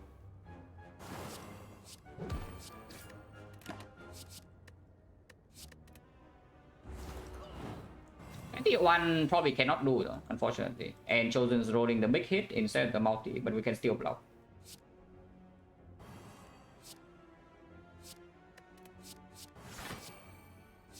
Yeah, just next turn we draw all daisies, I know. But what can you do, right?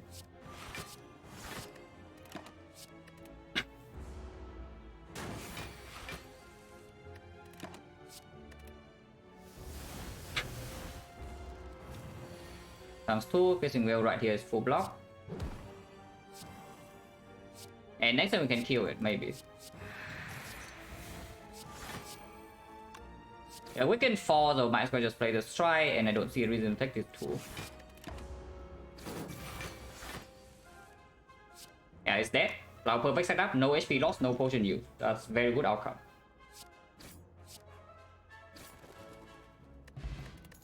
No potion drop, potion chance 40. Backflip on 4 energy, backflip on 5 energy, sometimes backflip when footwork, deck spot or whatever. Footwork is very much it's pick over most things. And yeah, deck spot potential for later. Also just the first card draw. And yes, we run into Burning Lead, we foresaw this, that we are going to have 2 potions and most likely very high HP into this fight.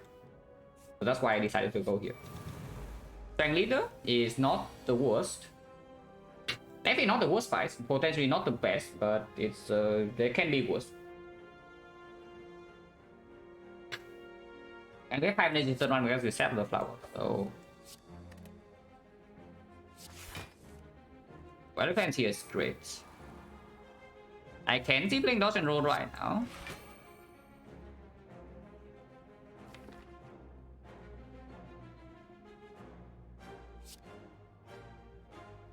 It doesn't matter how I distribute the damage here, I think. Unless I want to intentionally not kill the shield gremlin. But I think I do, because CE on the leader is also quite good. I mean, it doesn't matter the damage distribution really. We are killing both with backstab and then flying lead.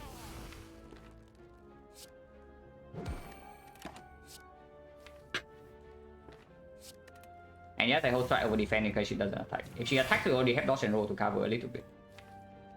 So next turn, let's see piercing will sneaky strike potential, or maybe hold neutralize. And of course, yeah, potions can be used.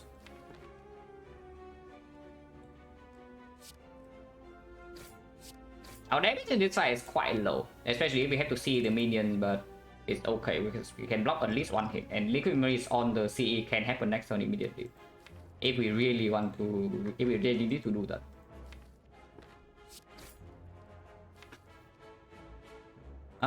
Do I want to hold the neutralize or not, in case she attacks?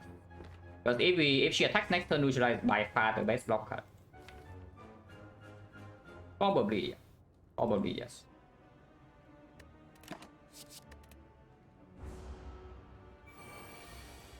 Still doesn't attack. So do I memories on C or not, because it's dealing 48 damage to her right now and whiting the minions immediately? Probably. Probably. Let's do that.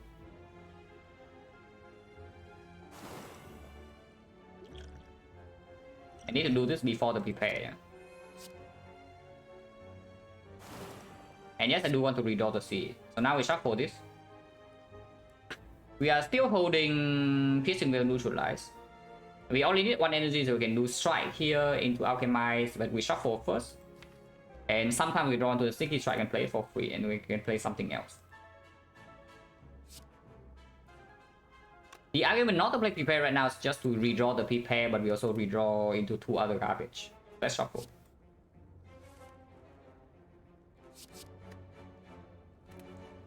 Exactly to here. Alchemize over dodge and roll, right? We have sustain. At worst we lose 6 HP, and sometimes she doesn't even attack next turn.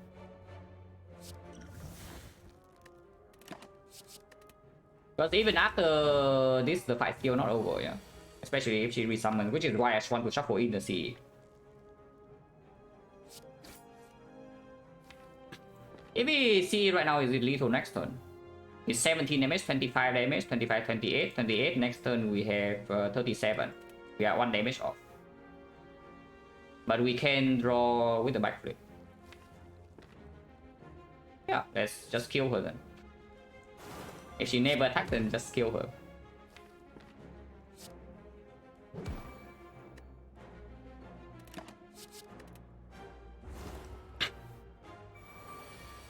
Okay, she finally goes in for the swing, guys.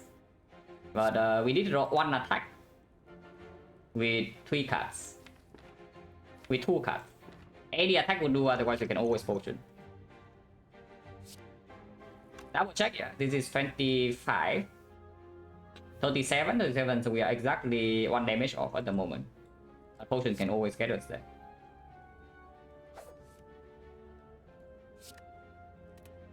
To shuffle in the sneaky, want to also shuffle in the strike, because any strike would do. Oh, actually no. Yeah, because it makes the game the screw potentially stronger too. And sometimes I can even draw block. Oh yeah, we are so scared burning it. We took 0 damage. Cool.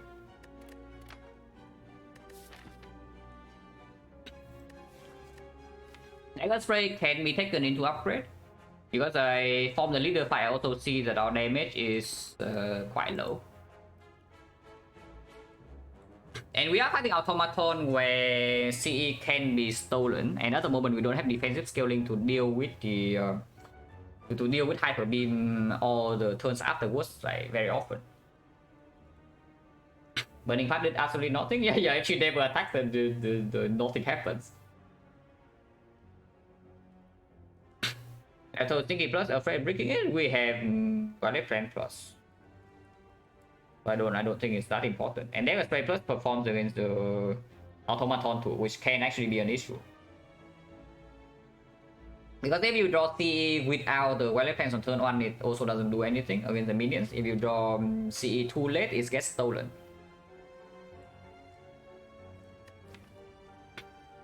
I don't mind too much, considering that the upgrade is immediately possible, and I don't care about the Alchemized upgrade. Neutralize upgrade is possible, but also not amazing against the definitely not amazing against the Automaton. The upgrade no block scaling, yeah, but exactly because of the Automaton that the Neutralize upgrade doesn't actually have so much value. If you cannot apply more than 2 weeks, yeah, you need like 3 weeks or 5.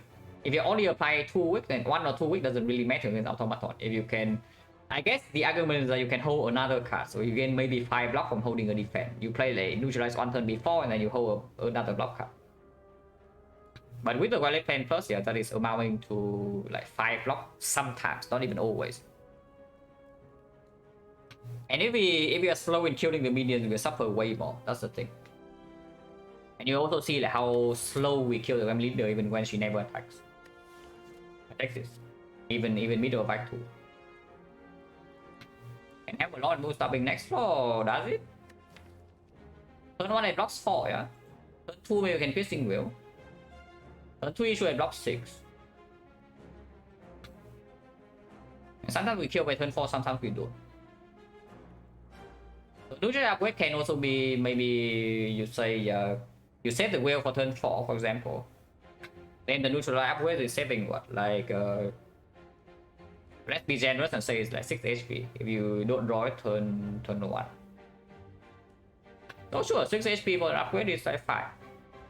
But we also don't forget, we are still healing 5 per fight here. Maybe more, because natural potion drops can also come. Take this. I can upgrade immediately. And slavers as well, with this slaver so trivial if we bottom deck our C, for example.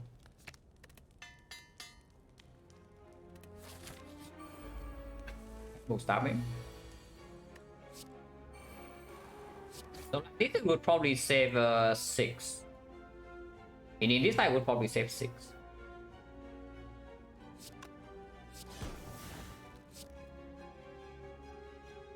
I can neutralize right now to prevent the wound, but then next turn it's not so good. But probably not.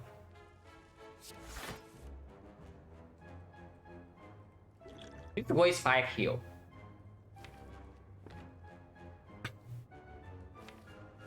Flying energy doesn't really play though. Next time we already have 5 energy. And there's not even any damage in here. So what do I want to do with the flying knee?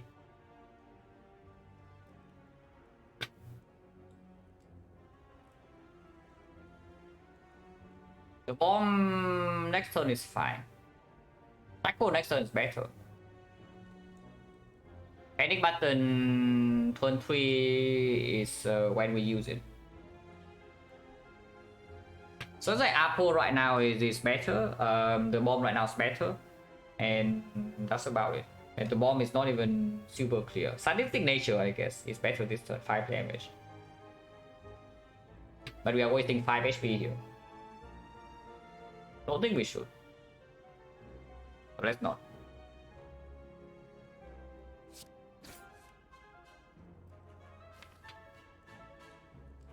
Five minutes next turn, do we ever use 6? We use 1 here. We use 2 here, so that's 3.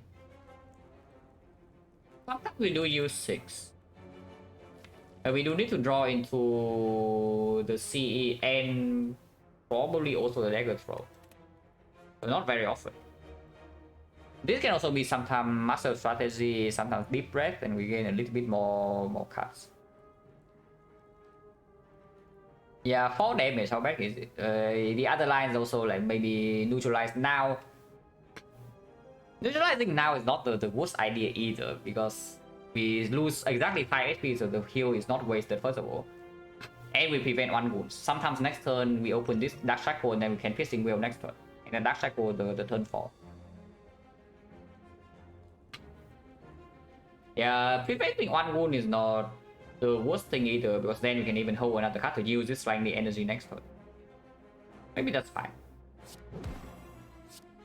Yeah, neutralize upgrade here with block 6 next turn unless we piercing wheel.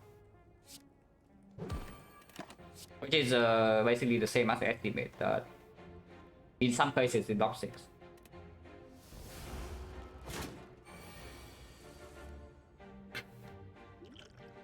Oh yeah?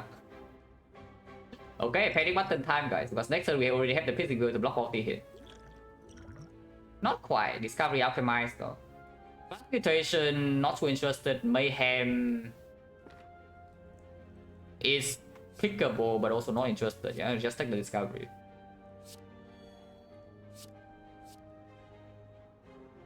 These are quite bad. Yeah, simply put, these are quite bad. 1000 cuts probably is better than unload with Valorant Plan Plus. Damage dealt roughly the same. 1000 cut give me some energy this turn. Expertise hot garbage.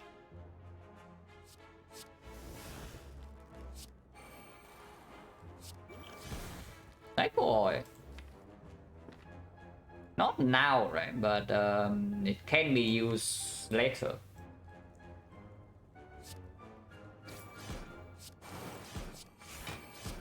Like 18. So yes, the neutral upgrade will save 6 here.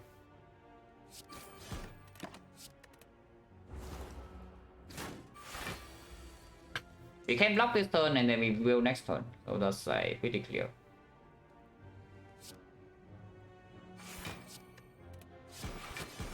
And in the meantime, our poison and our 1000 cuts is putting out a bit of damage. And now we will this turn. Next turn is only 24. Pretty chill.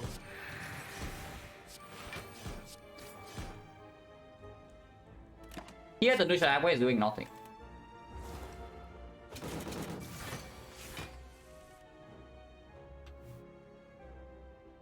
And Chaku for the next fight would be nice to set up. Don't think we can. So let's not let's not be so stupid. I think both the flower and the thing is a little bit annoying. Psycho Oiling right now is possible. It heals 5, points can auto drop, and sometimes we draw into full block and then we can kill next turn.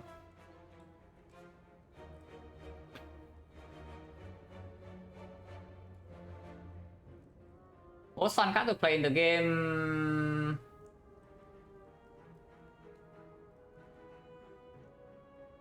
Yeah, what is it? 041 probably. It is clear. 041 is definitely one of the ones up there when it works at least. Yeah, meter tries are pretty good. Defense is fun cards. Yeah, I can see Psycho aiming immediately. If we can block, good. If we cannot block, so be it. And looks like we can block.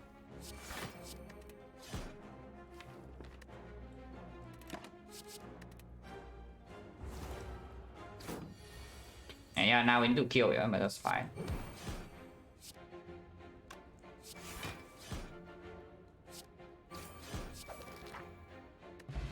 East Pie. For our curse key. Okay, now we take the red form, guys. The second red form is here, and this one we take. Oh, by the way, you already see. You also see how the Alchemist probably just massively outperforms this red form, right? So far. But now, of course, the second red form we take. I just compare the performance of the first red form to this Alchemist right here with only top third. Yes, I think red form better than the first. Yeah, that's not what I meant, but it's just sure. It's good, it's good. So now we go to the fire, because sometimes now we can even talk and then go to the elite fight instead. Talk the curse and then go to the elite fight. And so plus on elite and no shot. Yes, we of course we open the chest. Alright, Calcum is okay with red form but not good enough. Curse is really bad, but we can talk it. Of course, talking means that we don't upgrade red form, yeah. So we'll see how much damage we take in this fight. If we take any. 95, 36, plus 20. So we are barely off from killing the baseball turn 1. Still try though. We can kill Sentry in turn 1, but we can still try for the baseball. Oh, come on, are we really 1 damage off? 26 plus another 20, 46, 46, 49. We're 2 damage off. Okay, not quite 1. We are 2 damage off. Okay, that's the case, then might as well just hit Sentry then. And when maybe we can see it. But yes, I still want to strip here.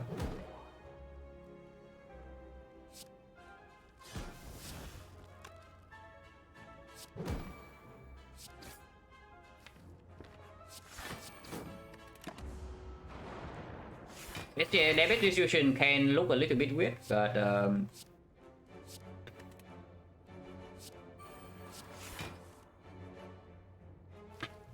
this way I waste the least amount of damage. Now here though, I have to actually waste a bit. So I think it's on 12 is better than on 6. Considering that the only attack that deals 6 is the strike, but I have 2 attacks that deal 12 still.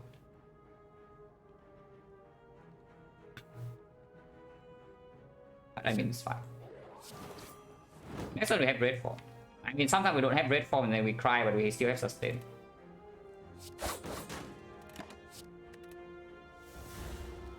1 out of 6 to bottom deck red form, we don't. Then red form. And yes, I don't have Oracle Calcum yet, so better block this too.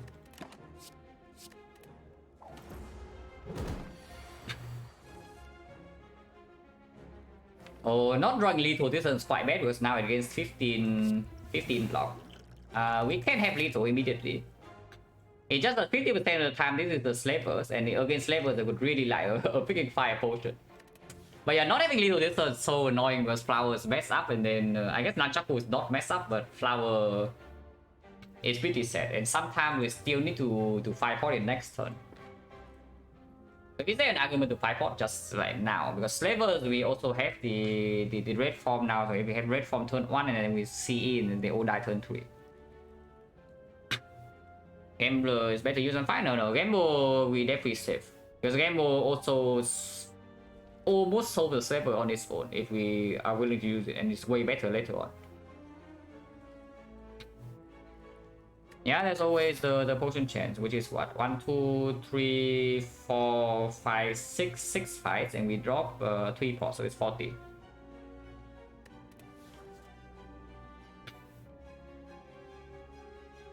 So when block, yeah, cannot block next turn.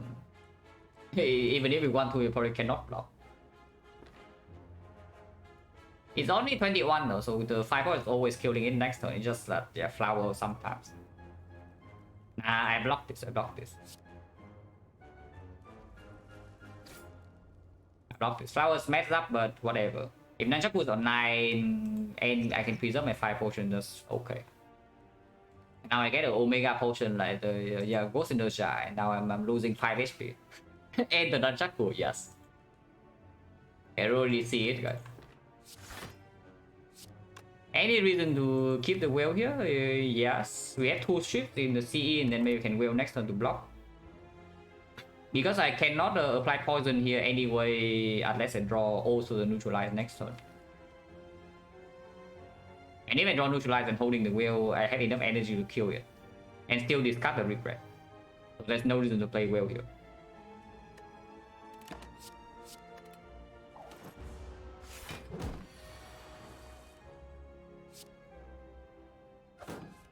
Yeah, so 9. We have 0, 9, but 5 potion preserve. Okay, not quite Ghost in the Jar. Blessing the Forge is almost Ghost in the Jar for 1 fight though, because we are not having a retro upgraded for the next elite fight. But whatever, yeah, Game Boy attack. So go here, take regret and take the elite, yeah? No reason to go to the shop. Unless you tell me red form upgrade is stronger than regret top, which I can see. Because we have 4 discards to deal with regret draw turn 1.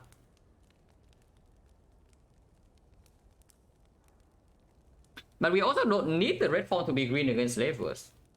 That's the thing. Unless we draw red form plus C on turn 1, but in that case just C and 5 pot. Against the leader, red form upgrade is very good for the leader actually, because then you can fully block 2 attacks instead of just 1. Oh, regret, that's okay. No, I'm just saying that we can delay the top until here. Like we upgrade the red form, we take this 5 and it saves more HP than taking regret. And then we took the regret finally here. But probably still doesn't make a lot of sense. Just talk first. Yeah, and then I see duplication shrine here, and now I don't have my red form plus to duplicate. Yes. Sure. Yeah, let's run into the deal. We never saw slavers. Interesting. Actually, never saw slavers. What's the line here then? Can see quick slashing on the leader. The 5 pot on Mad Gremlin. And then we can still do like backstab, dodge and roll, neutralize strike.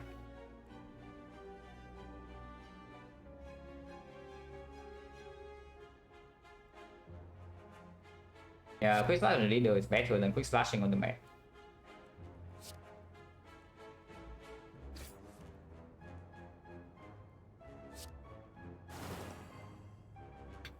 So we don't need to fight potion, so we won't.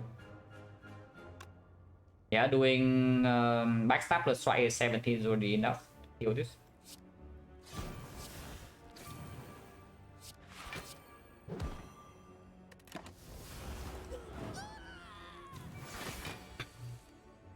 Not attack.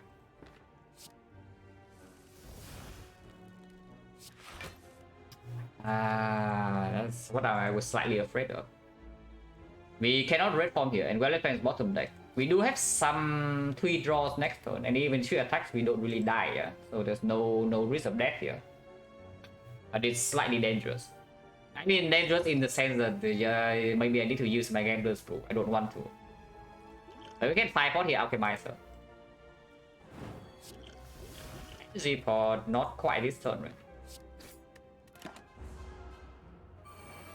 Okay, she doesn't attack. If she attacks last turn, we get completely outplayed, but she doesn't attack. For now, we are okay. I'm prepared to see whether I have lethal or not, or it's just stupid, because like, Dagger Spray right now, plus the strike scaling here, but Dagger Throw here is 1 damage shot.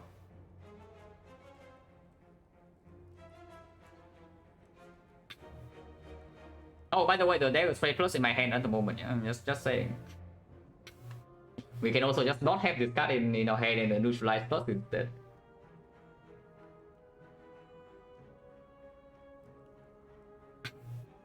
If I just draw 1 attack with the Dagger Throw, no matter what it is, it kills. So I can see Dagger throwing the Fat Gremlin. And sometimes I don't even play the Dagger Spray because it procs the Mad Gremlin, and maybe I can redraw to red form and I don't care about her attacking. Let's start with this first. Okay. I guess so. So we take 5. Yeah, we take 5. And just play Wallet Plan Strike on the Fed, and then we see what she's doing.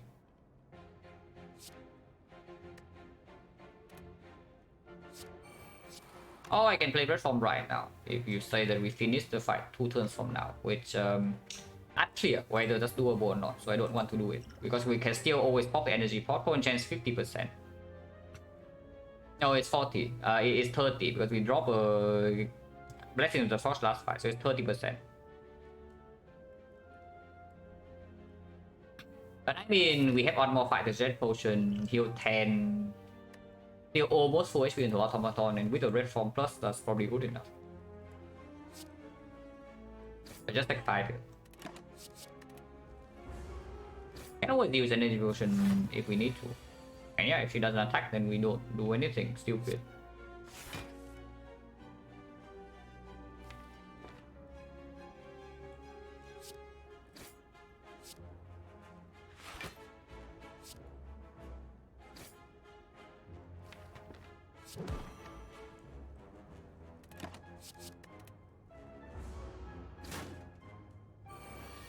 Maybe it's 7 question mark? Yeah, maybe.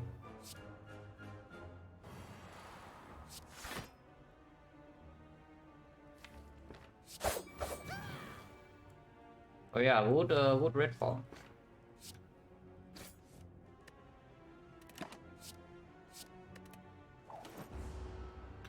By the way, guys, the red form sucks now, yeah. As I have read recently, red form sucks now apparently. How much did it block last turn? Like what, 60? Yeah, probably close to like 60. Interesting.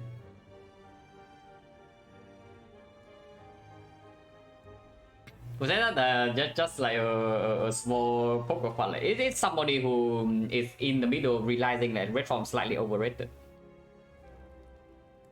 So the reasoning is acceptable, just the conclusion is a little bit too extreme. That suddenly red form goes from like the best, almost the best card in the game to a card that's like suddenly bad. Just in the middle of overcorrecting. but it's still funny.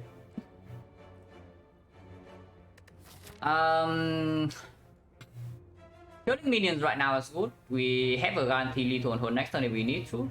We don't want to kill her, but if we have to kill her, then we will. If it's terrible, never pick that card. Okay, now that's what I can agree with. I was ready for Outer Fusion Hammer into Act 2. Yeah, let's the simplest answer to that, yeah. So just think about it this way. You pick your Fusion Hammer. And now you see a red for minus in Act 2 for free. Do you want it?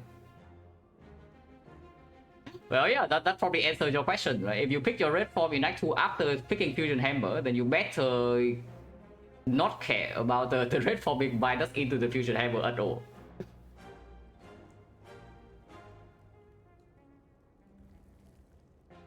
That's a pretty easy way to see that, yeah, you don't care about the Fusion Hammer against the red form. And yeah, sometimes you get upgrade events, sometimes you get upgrade potions, sometimes you don't even need the red form to be green later on. Sometimes you have apotheosis. I mean, you only have red form for boss reward if... No, that's not what I'm saying. That's you think about the reverse scenario, like the other hypothetical scenario. And is that a bad thing? If it's the other order, because if the other order is not bad, then why would the reverse order be bad, right? Because they essentially are the same thing. They do exactly the same thing for you.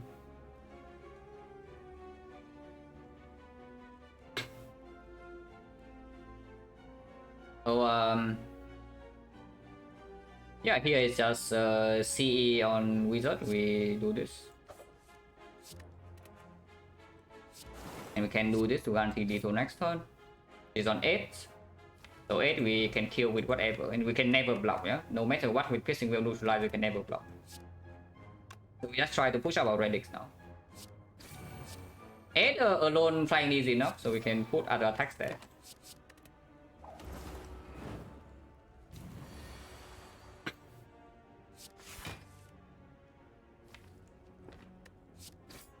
Would I use this for 5? Probably yes, right? Energy potion for me is not super high value.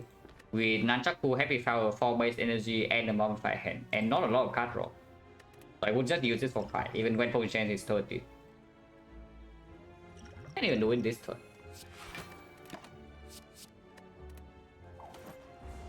And yeah, with the bear effect 2-9 is perfectly fine. You don't need to spread the energy out.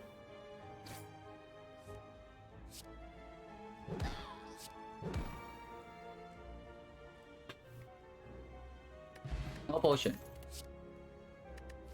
And Venom. I mean, I thought about it. I thought about, like, yeah, God forbid the Venom shows up, because maybe we pick it.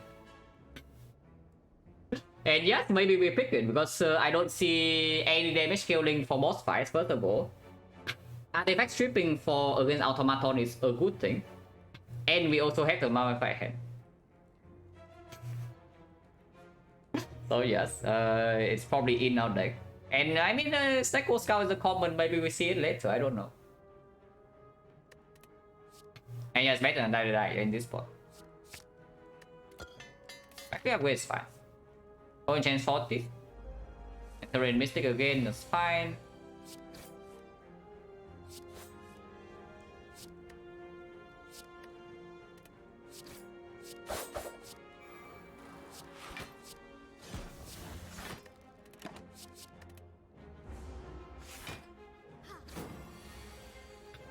Hello, Wibbleberry, thank you for the good luck. Point chance is 40. So if this potion is mediocre, I also use it for HP right now. If not, I keep it for automaton. If it's very good. Is this very good? It's okay. It's a next spot. Yeah, it's a next spot to automaton. Like, it cannot be. It's actually not that bad. Ghost? No, we upgrade red form next fire, and then afterwards we took. But we definitely spend another fire. We spent 1 fire to upgrade red form. It's probably okay to keep. Because we are only losing like 3 HP anyway, we are not losing the full 8. Or like 10 or whatever. Unless we see a fight in the question mark. Which yes, chance for track, chance for track. Maybe today is the day we finally see track, guys. After all this time.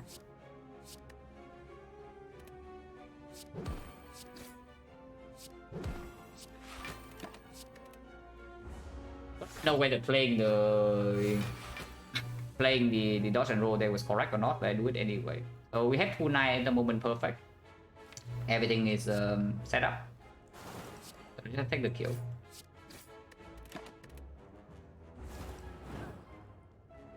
No potions, so point chance at the moment is 50. The acro card.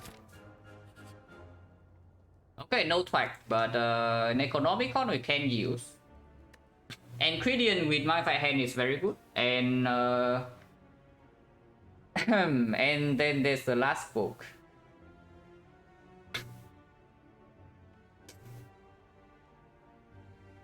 Yeah. You realize what happens when we get book number 3, yeah? Just saying. You realize what will happen when we get book number 3. But we click this.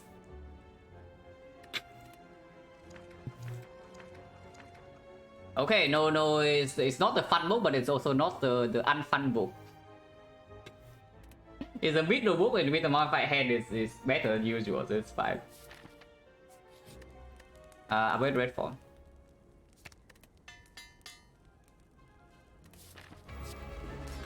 Ultimate is great.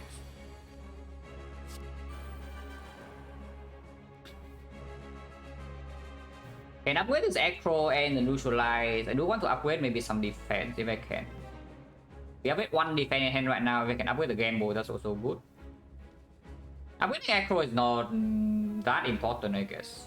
And yeah, upgrading backstab is only 4 damage. So I can see backstab first to make hand space and then acro. And then maybe if I draw into a wood upgrade, hand upgrade in play, alchemize immediately. And the same is fine to upgrade. You can even see 1 more card. Piercing will probably go to keep for later because you can strip artifact pretty easily with Envenom.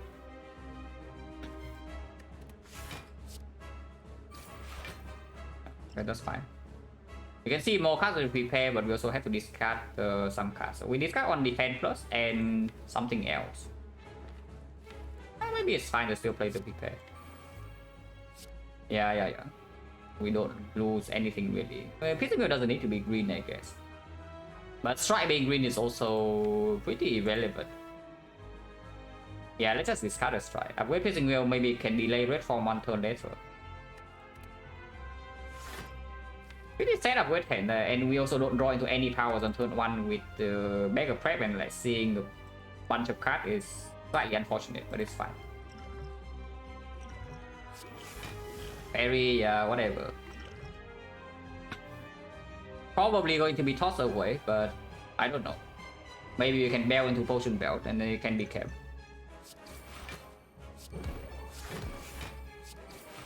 And yeah, we keep the Piercing Wheel for later, yeah. If we use parry in this fight, I'm also like fine with that. Yeah, Stealing C and Red Form, yeah, exactly as we thought. The C is just going to be stolen, which is why I have to take a Spray Plus.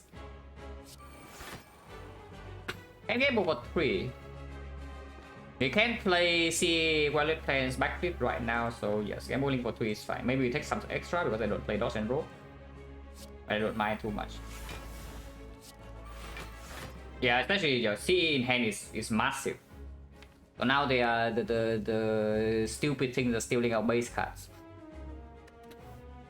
So that's good. If I discount the C, that's even better. So I can try for a 50-50 with Dagger Spray first into the Wallet Plans. Probably do that. Oh, that's good. And yeah, before I call, I'm allowed to win 50-50s. So we win the 50-50. Oh wait, this fight is basically over at this point. Yeah, this fight is basically over at this point. I don't think there's any major risk from here. Maybe you can argue that the survivor is better with the sneaky in here, but we have the acro still. And Dagger is also going to be returned.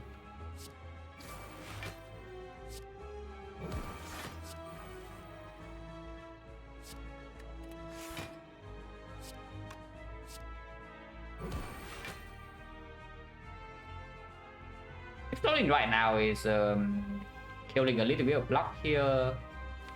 We lose the nunchaku, but next time we have flower, so it's fine.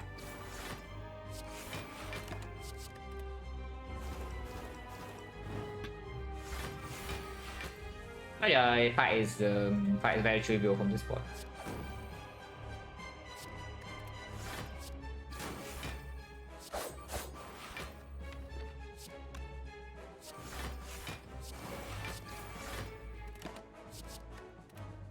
Next attack is Hyper Beam, we just red form, and then fight is dead.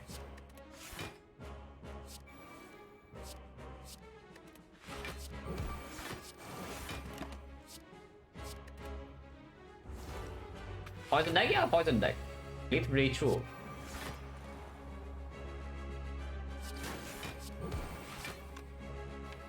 Sneak in here, so might as well just play this.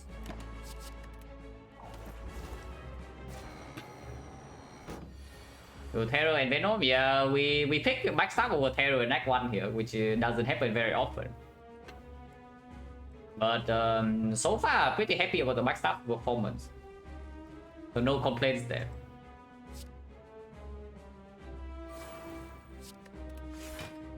If we just wait 2 turns, it dies to the poison and if we are on 2-9, so let's wait. No reason to play any attack.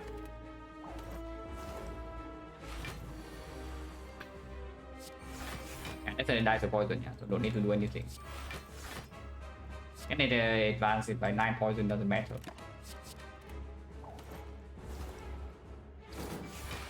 The answer bit, think about the red.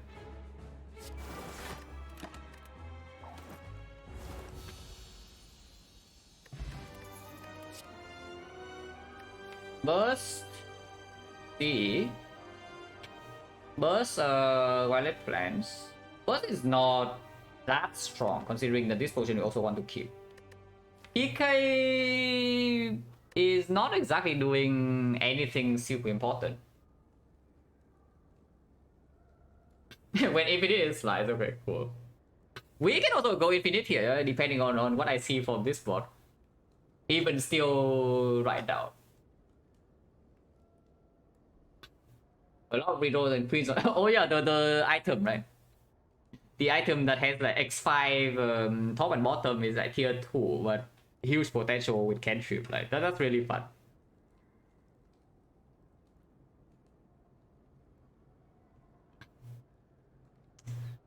Oh yeah, what do we want here? Because I guess the PK is still playing a little bit with Violet Plants, like the Giant Head, for example. Yeah, if we are fighting Giant Head, the red form alone is not cutting it. The Venom definitely is not cutting it. So maybe PK is there to save the day sometimes.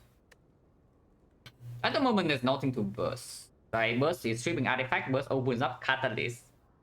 Yes, Catalyst is very pickable here. But it doesn't play immediately. It will be probably better than the PK when we enter Act 3 Boss Gauntlet. Right now we are like ahead, but we are not that far ahead. If things go normal, we are probably pretty favored to win this one, but things can still go wrong.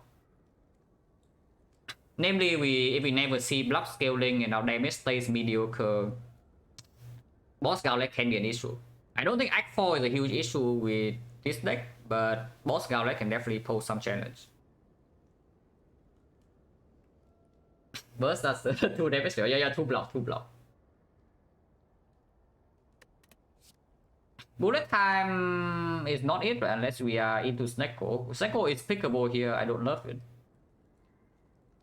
Because the Violet Plants and we have like not terrible card draw already with the Bear Prep turn 1. And yeah, Snecko we are losing 2 draws on turn 1 here, so that's not very good. We are losing 1 draw from Bear Prep and another draw with the ingredient. And yeah, if I'm not into Snecko, then the bullet time doesn't actually do anything. We don't have enough card draw to support it. Expensive cards also refund themselves with the hand anyway. Let's take Burst. Giant Head can resolve with potions, and Burst opens up a very strong out with Catalyst. Also, It's just a good, it's already a decent card in our deck with these things.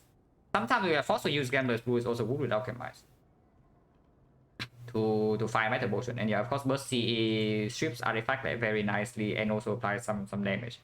Even if we never see Catalyst, maybe Burst bouncing fast or Burst CE can be our damage in against our hard too sometimes.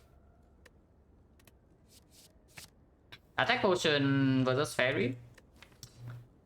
Fairy is garbage, right? We keep the Gambler's Brew and we reroll the other one. So right now, I would just like to have my 5 HP.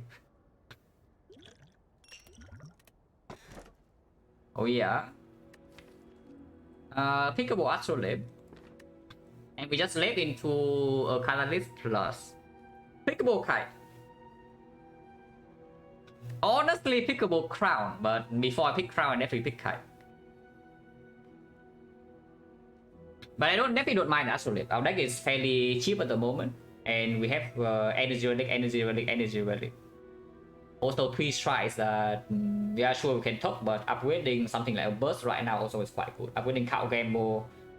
And there are a lot of pieces we upgraded cards. I upgraded Red Form, upgraded Nightmare, upgraded Power Footwork, Leg Sweep, Acro, Tactician, Catalyst, many things. And yeah, we definitely left 3 strikes in this spot because Footwork is definitely a pick right now and don't care about this. Yeah, 1 Acro. This is fine with Burst and Clone Dagger. And this is fine with Burst and Venom. And Dagger Throw is better than Strike. So this is a big hit. It opens up something like Tactician immediately. And if we see Tactician upgrade the gamble, we might be actually pretty close to infinite. The other 2 are okay. They're better than Strike, but that's not saying much. Take Max Elites or take Max Tops. We can do both at the same time. That's quite nice. That we go here into this 2 elite paths plus the 2 tops. Or an upgrade depending on what we see along the way. Also, Clone Dagger plays with the ingredient pretty nicely too, so that's decent. Plays with accuracy, plays with after image, plays with another Envenom. Question mark before versus after shock. If let's say I spend all my gold here into red mask, how much gold do I have to act for? 1, 2, 3, 90, 90, 120. 120 only, yeah, not that great. So I don't love the red mask. If you don't care about red mask, then question mark before shock is better. Normalities, yes, normality is pickable with the peace pipe. Slightly weird because there's only 1 shop in this whole act. So it's like 1,500 gold for 2 shops. Which is not so easy to spend. And yeah, I guess Rare Relic is also strong. So maybe just take the Rare Relic. This is not a Mount of the Blue moment. Definitely not. So we don't do that.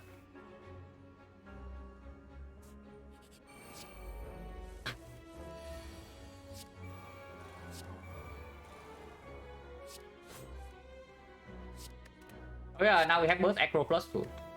Now we also have Burst Acro Plus.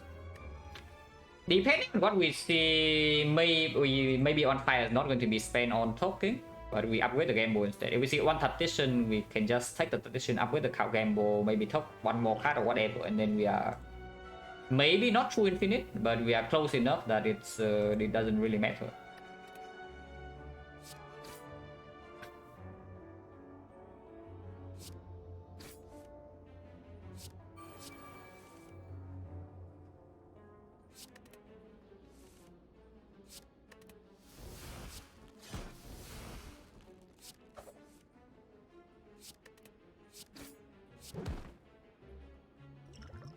We should have used attack pod. It's fine.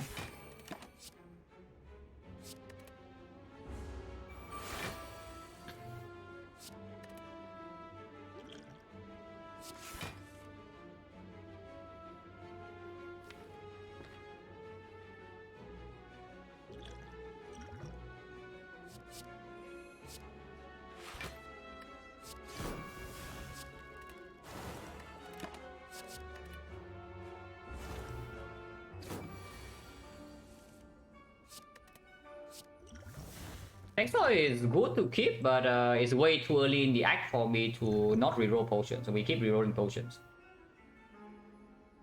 How is this if I just leave it alone? It's like 8, now 7 next turn to 15, and then 6 to 21. So flower on 0, flower on 1, flower on 2 again, right? If I just leave it as is, a dice when flowers on 2 again. So let's do that.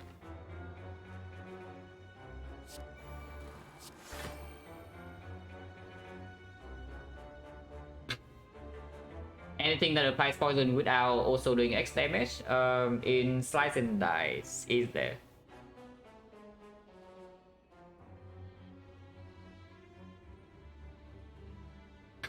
Not on off the top of my head. Yeah, the spells and whatever, they're all like, it's probably just a keyword on attack.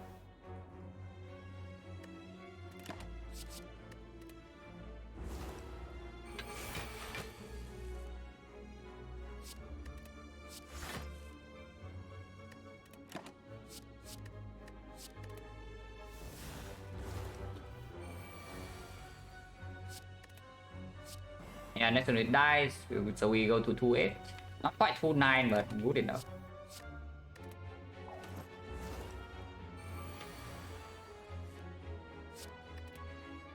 Oh, 2-9. Yeah, Cloud Necker immediately performing. Attack potions back, we don't want it. Potions 30. Second Violet Plants, a Bane plus or Blood. Holy moly, this Bane plus is strong. Do we need it though? Because probably not, right? When on Seal Synergy, yeah, 20 damage by 2 poison. That's if we pick up the Bane, it's going to be the best damage in our deck immediately.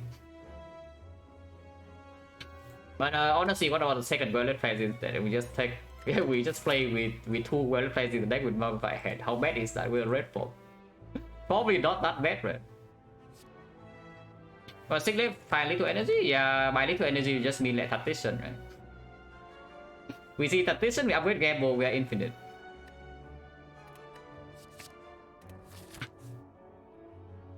So yeah, shop into rightmost path, yeah, as we said. Infinite Blades, yeah, infinite.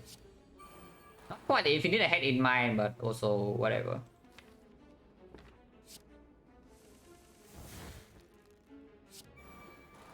I mean, yeah, with only 1 red form and still slightly inconsistent draw. After turn 1 and this, turn 1 we have like very strong draws. After turn 1 slightly inconsistent, so having 2 red plans to retain the red form the first time we draw into it is pretty good. And sometimes we cannot miss the CE as well, so having the CE there is also nice. How do I do this? It's maybe it's better to explore this guy. Exploring this guy is quite good actually. So if I can do that, I should.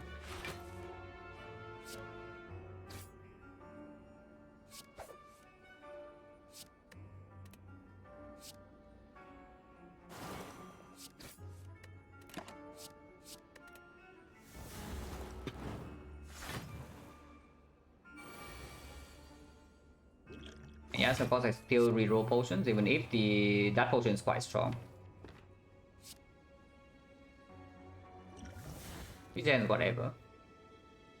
There is a definite argument, by the way, to even use the Grand Burst Rune, like burst alchemize every single fight until a fight goes to the shard.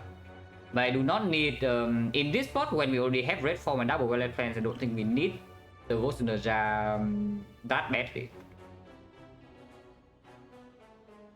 Another run, no. Yeah, 1 silent run per day.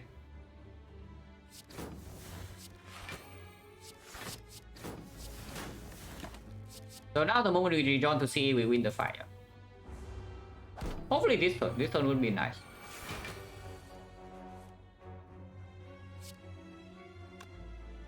If I burst Echo, can I take damage? 8-7, no.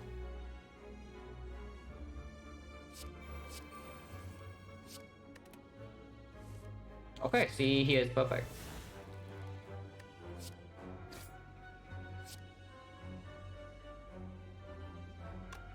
Doesn't matter, we can only do 2-8. Position change 40. Garbage. And you're definitely going right side instead of left. Left has more fire, so if you want to design top, you can go left. But before I see Tactician, I don't want to get -1 edit just to just to top wall card. Oh man. Token is so strong for us, guys, but it's literally right before the shop. 275 right before the shop for like on remove, so that's basically plus 120. It's currently plus 225, yeah, but we say that it's maybe -100 because we miss out on the remove. So it's like still 125 right before the shop. Yeah, we take this. We don't even have the infinite in the deck yet, so let's not overcommit. Yeah, but remove is you also see how strong this deck is potentially, right? If we get one energy source and then we get more removes, this deck is just it's exponential, it's infinite, whatever you name it. But I mean, we can be cringe. If you want to be cringe, we can be cringe right here. We can be not cringe though, with the Envenom Snecko Skull. The Abacus is okay. I don't think it will be that good. As of now, it's like 3 block on 6 block on turn 3. Eventually, it will be 6 block. If we never find energy source, especially if we take the second red form and upgrade it, yeah, and we don't have the card game being green, it's not going to perform that well. And if I'm infinite, I don't care. you think if we do you think that if we have any problem whatsoever with any fight, we are infinite? No, really, do you really think that we have any problem even against the heart? So remove regret is the first thing we do. Only 75 gold. Yes, I have not removed a single card in this run. If we spend all our gold here, which we can. Red card, no. I always say that the second red form is the best silent card. The first red form might not be, but the second one is the best one. And here's the second one in our deck if we take it. It's just that it does cost us another remove. Because we upgrade the second red form. But with the set 2 Violet Plants in my deck, I take it. It's third, yeah, this is the third one, it's true. But yeah, red form, Snecko Skull, I think I buy. Because this is an insane amount of damage for us, first of all. And with double red form, the only concern that we might have is that we don't have enough damage. And the Snecko Skull like completely covers that. Invasion is okay. It's not amazing. It's fine. It's still like it's still only drawing 1 card. Usually positive. Most of the time when we have this in our hand, we can play it. But with retain 3 with the Violet Plant is a little bit weird as well when sometimes you want to retain attacks to shuffle them out. It plays. I don't know whether it's plays enough for 92 gold to be spent. Because right now I also see that maybe we double Violet Plants now and 2 aggro, like what if we just overdraw? After we are set up, especially now with the second red form, we have time to do our thing. Yeah? After we do our thing, we just overdraw. We are lacking energy, not card draw. So that's the impatience really do what we wanted to do. Let's just take this. I know this is strong. And yeah, we take this as well and be cringe. Afterwards, we can still spend some gold, or we can save the gold for X4. Let's say I do like the Abacus. We go down to 42. 42 and then 3 edit, so that's plus another 120. No, plus 90, plus 2 whole 5, so it's 120. 162 into X4. Which is barely not enough to buy a relic. I mean, sometimes it is, but we can also low roll gold. So I don't think I'm buying the Abacus, but yes, we can buy cards. Like Backflip is buyable, Piercing Wheel on sale is definitely takeable, and I buy it.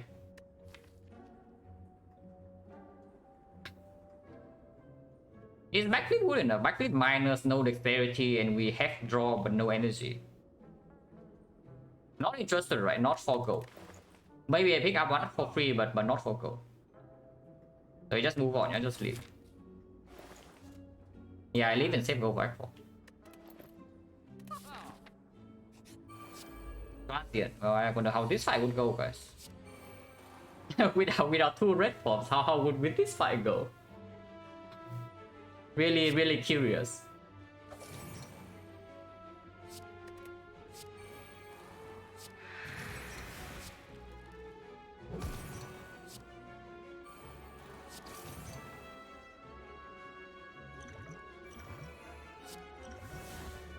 Because whatever we can exchange.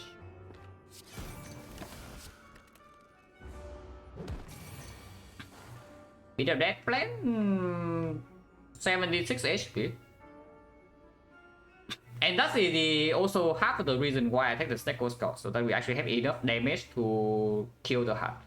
Because with double piercing well now, yeah, we don't ever take the 1 times 15, so we only need to care about the bit of death. Assuming we reach from first cycle, which might not even be true depending on what the alchemize give us afterwards. But we never take 1 times 15. So we only take damage from bit of death and maybe a single big hit like once in a while. And we have 76 to spend. With Snecko Skull that has to be enough. And sometimes ingredient gives after image and then fights trivial. Yeah, exactly. Ingredient, yeah, sometimes it does do that. And the fight is completely trivial.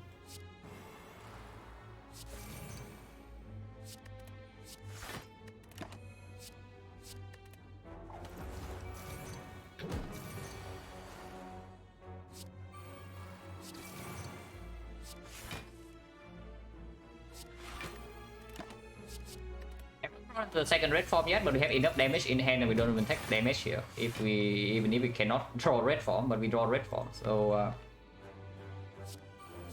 yep, to do this though, advanced Nunchaku. And yeah, now I just play the red form.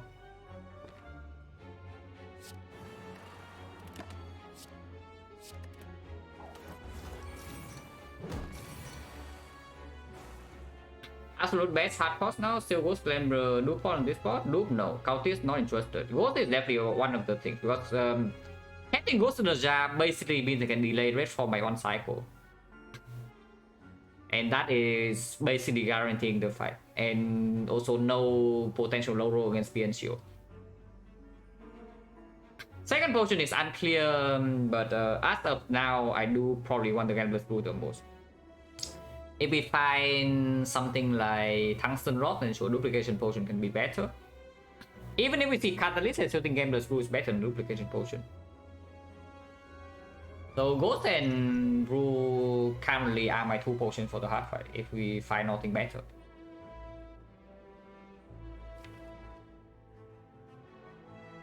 Need to draw into an upgraded block to block next turn. It's not that easy. But yeah, next turn I guess yeah, if I keep burst and Acro, I always get there. Oh yeah, Defense Plus is already here. But next turn with Defense Plus, go to 2-9.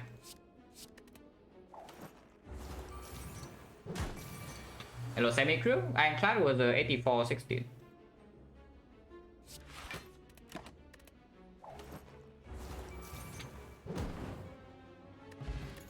Whatever. If 2 Violet Planes are so good, but here we probably take one of these 2. Now, what is it? The fight we should be thinking about right now is probably Awakened one. So does the Prepare outperform the Deflect in the Awakened one? I don't think so, right? If I can read immediately, yeah, exactly 1. I mean, maybe not exactly 1. Time Eater, sometimes you also need to play a little bit, but Time Eater is easier. But Time Eater is easier to deal with 2 red forms compared to Awakened one for sure. Donuts we can just pop right away. We have and they don't strip artifact into CE. So the Donut 6 turns definitely is enough. Let's take Defect Plus. Let's take the Defect Plus. We still don't have anything to make the Prepare like overpower. Like for example, reflex right now would make the second prepare very very good. Upgrade game will have the reflex, and we might not even need addition to be super omega strong. Sample command last anklet defect sample. Yeah, I can. Yeah, I can probably do that instead of having to like, if you want to know the sample result, you need to click the spreadsheet. And probably do that.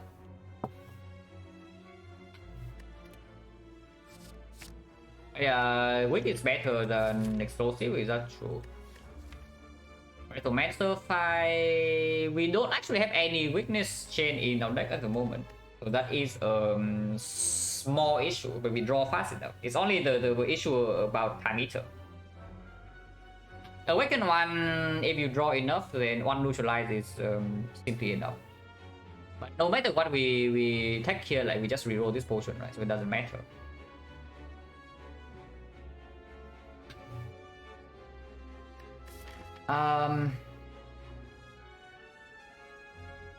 Nemesis.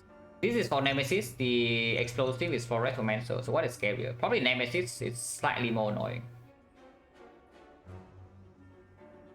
Yeah, first turn one Retromancer will set backstab a bunch of energy and we draw a billion cards. So I keep the weak pot for like the Nemesis.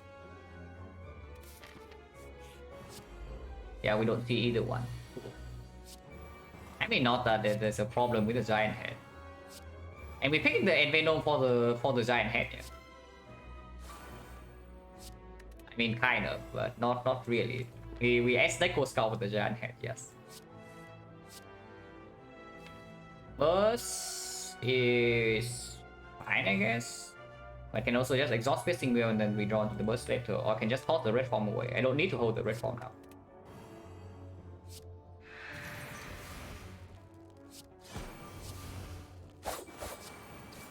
10 poison, turn 1, 80 damage, not the worst.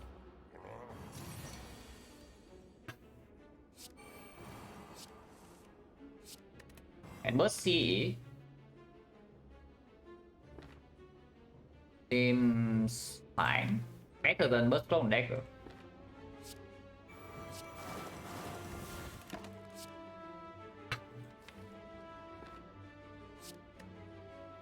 I beat this.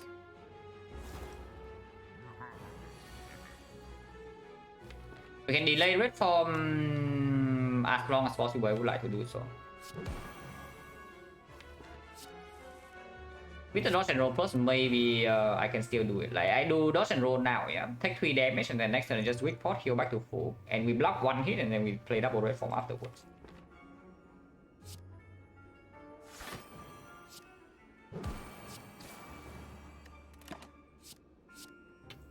Still in my hand, of course. Because we can also miss the draw 2 turns from now and then it's bad.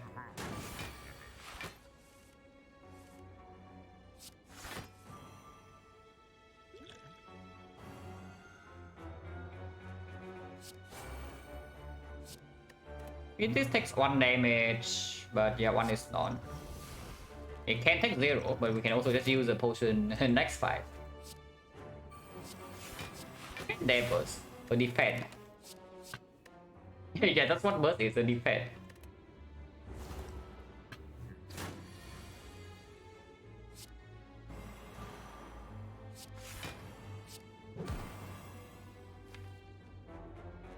Knee energy does play next turn, so let's do that.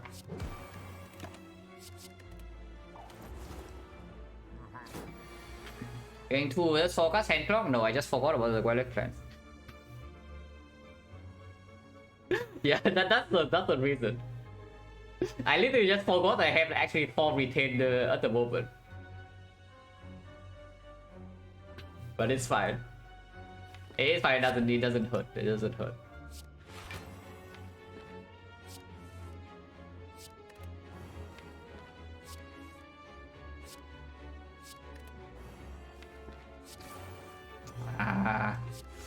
Missing the sneaky distance like slightly annoying, I guess.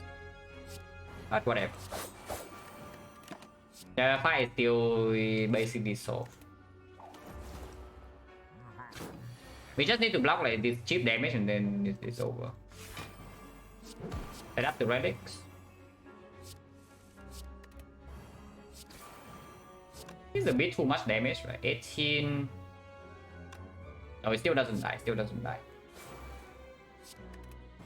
So now I can put it to like 2-8.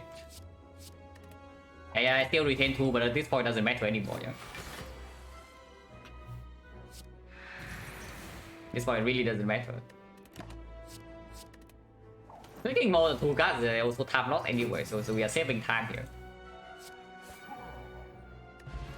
The fish. I mean, okay, we can take another whale though. Don't mind another whale. Unless you tell me infinite base is what I want. It's not. Still go right side. There's no reason to go to the left. This side is annoying.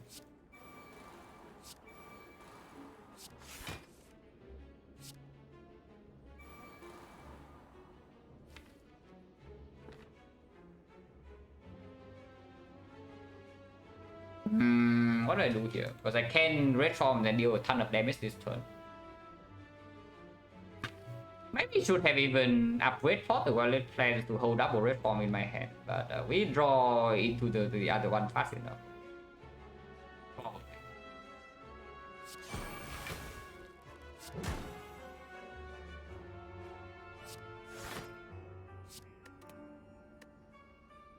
This is slightly risky for the cost next turn because we are not guaranteed to draw into a damage like this. We actually get completely owned, guys. Holy crap.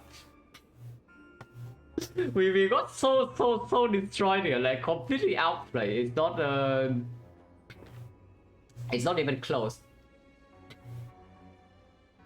So do I game this rule for 1 remove?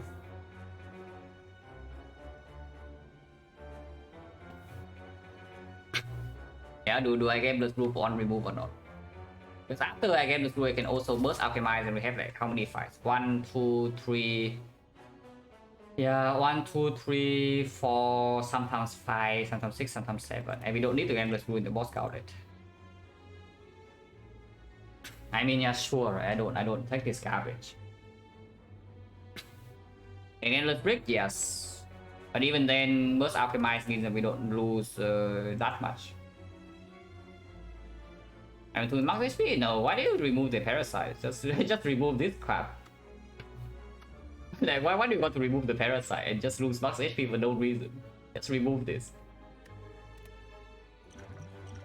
Surely Gameless doesn't break. Yeah, surely not. Oh yeah, it breaks. So we still have to accept this hit. And now we don't have the Gameless rule. Very cool.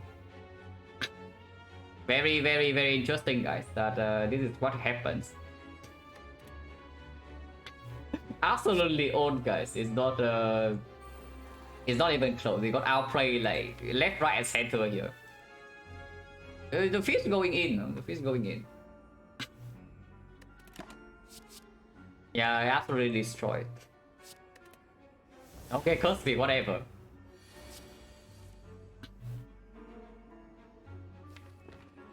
Well, now that we are cursed, we can play the fight freely. We are free, guys.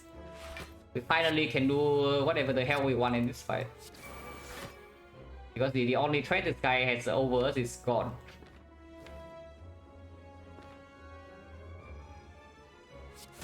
Taking some damage is fine too. We are using another potion here.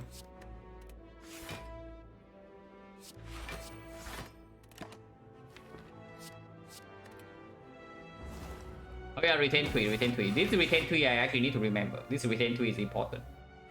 I mean, important is a big word, but I want to retain 3.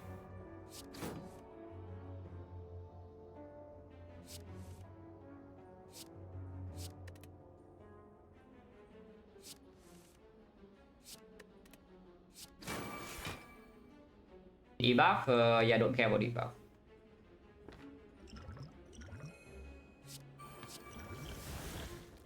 I mean, could be worse. Small compensation. Yeah, a small compensation for effort. That's fine. If I do this, I can roll into 38 and then I get owned, but I can still use attack potion.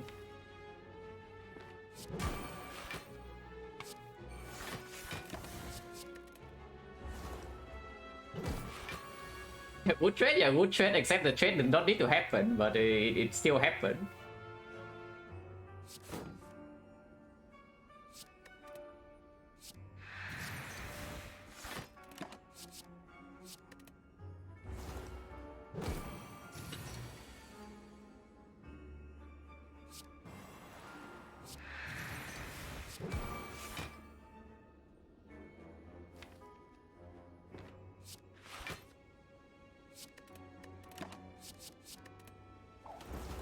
Give it 3 turns from now, yeah. Don't know whether we can do it with only 2 attacks, but maybe with the count drops and the CE plus we can do something.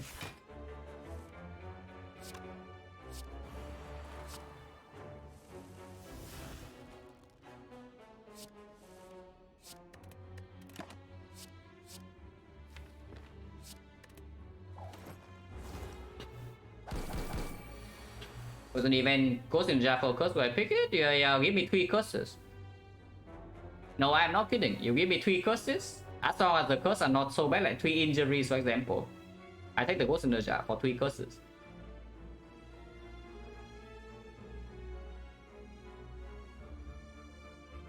For 4 is pretty weird. For 3 is fine. For 3 I would take. As long as the curse doesn't actually hurt me beyond the minus draw.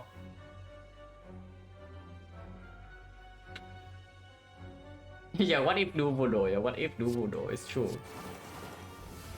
Now next one is dice.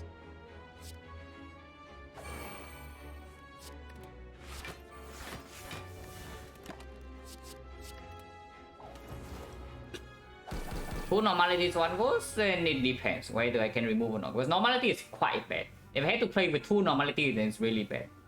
If I only have to play with one normality, or if the event is very late into the run, and I only need to bring like 1 normality into the boss gauntlet and then Act 4, then it's still a fair trade. Because the problem with Ghost Ninja is that if you cannot preserve this potion until Act 4, yeah, then of course it goes away. So if you bring into your deck some absolute garbage like the 2 normalities, you get owned in hallway fight, in maybe some any elite fight, and then you need to use this.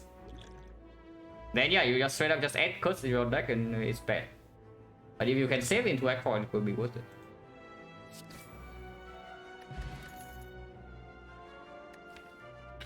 Editor plus, not interested, Deadly Poison plus. Disgusting, and we have the Envenom, so I don't really want to be interested. On the other hand, there's Outmaneuver, which is unfortunately the only card that's not green in here, because if this is green, it's insanely strong. It's not though, so do we take it and then not throw and then upgrade it or what? Or do I just take the Outmaneuver minus and roll with it with a burst?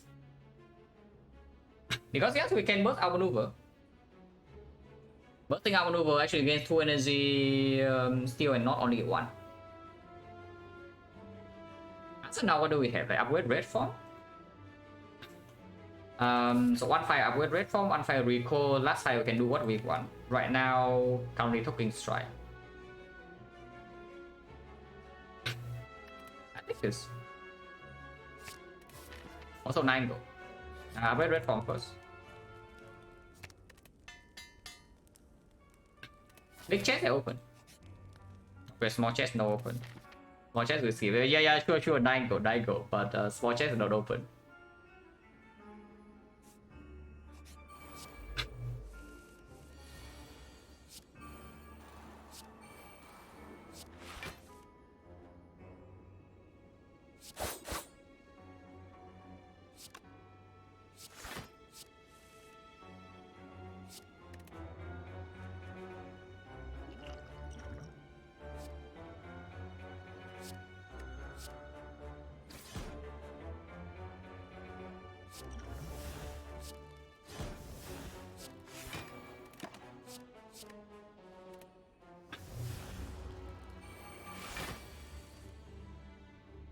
Form can just be played, or I'll probably just do it.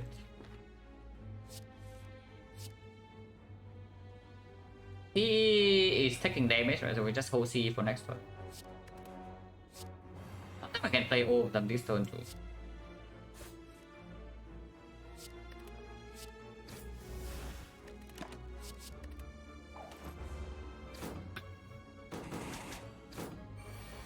Yeah, Alchemy is already used.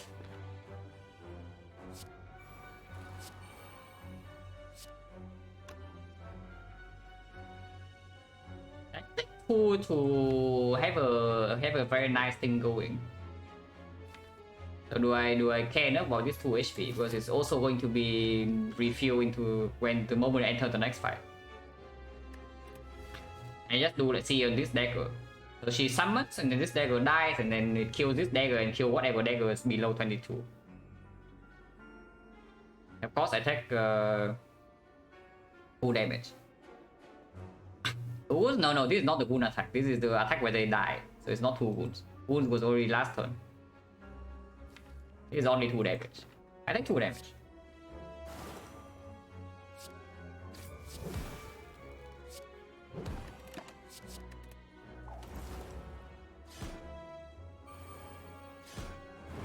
Yeah. Looks nice, right?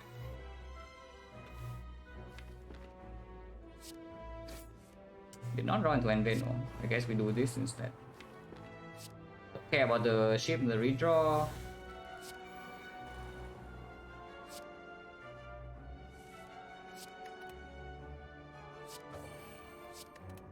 Okay, energy right now, but energy next turn. I guess energy now is fine. 9 more poison is fine, because we only have 4 more turns. So let's not fool around too much here. Not that after Red Form runs out we like instantly die or anything like that, but it would be pretty annoying.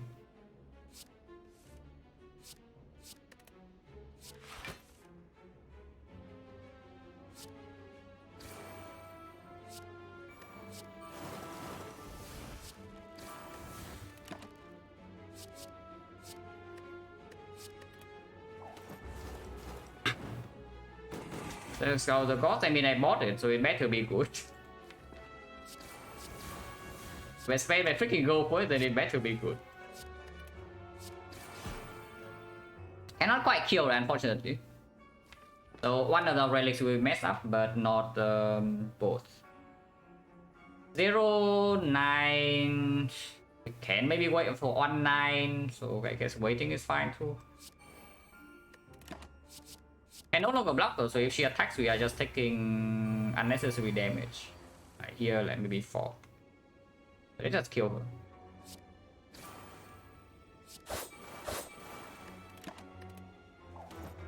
Nice. Have one energy ocean 1-5. We really need it.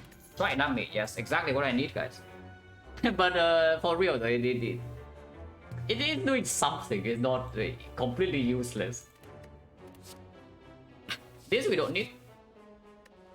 Yeah, that we don't need another dagger spray. Don't need the skill for anything. Finisher is also not doing anything super important. But I mean, when we minus 1 cost, literally true. So it came a little bit too late. Recall first.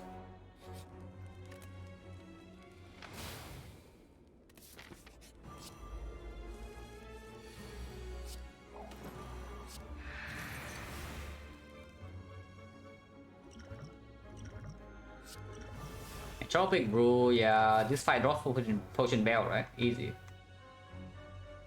I don't feel weird now, no. Almost the only thing I play off stream is Silent, even when I'm doing class and defect sample. So still by far my most played, even in the past like 6 or 8 months.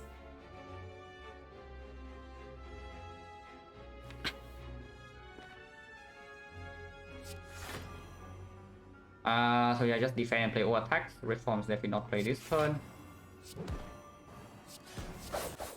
Let's try that.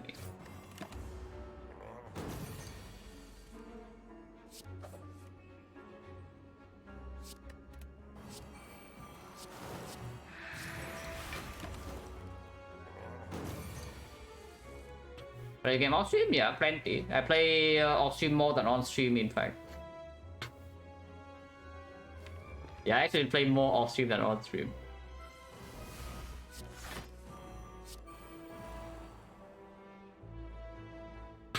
So just dodge and roll knee. Stacking and Venom is not exactly super cool, but we have the footwork, so maybe it's not so bad.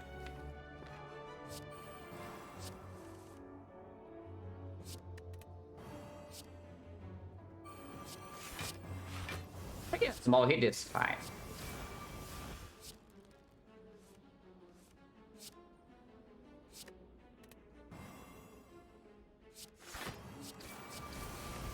I'm gonna play flying knee as well with the nunchaku, but whatever. Taking 9, no problem. And now we need to raid, yeah? So let's raid.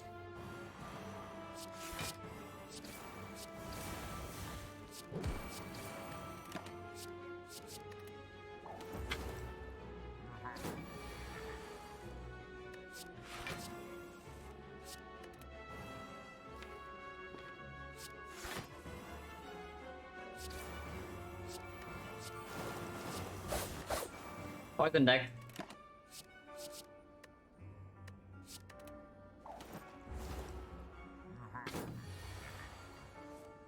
Cannot kill it next turn.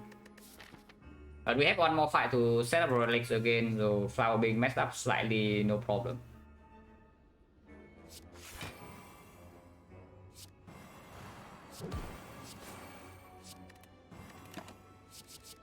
Killing over 3 will take some cheap damage though, so I don't know whether I'm too interested in the flower. I guess I could just open the brew right now, but there's a small chance this thing drops potion bell. So my blocks are still blocking. But we draw into dodge and roll, which is not exactly doable.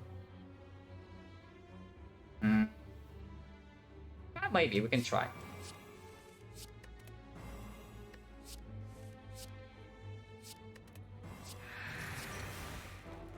But I don't need to play any damage card, it already dies with poison.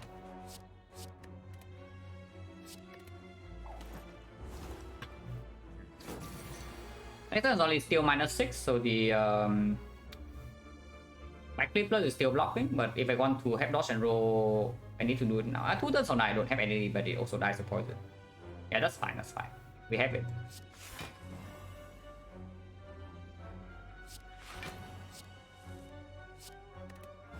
Next turn block with this, turn after play one attack. Don't even need to do anything different. Roll 0 block, but this is 1 block. And next turn it dies, yeah.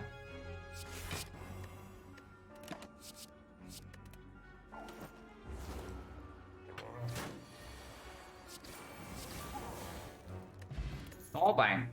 1, 2, 3, 4, 5, 6, 7, 8, 96 gold. Could be worse. Bane Plus is back. Is it better or worse than before? Because the... Looking at the giant head fight, we can apply maybe like 30-40 poison before we need to red form.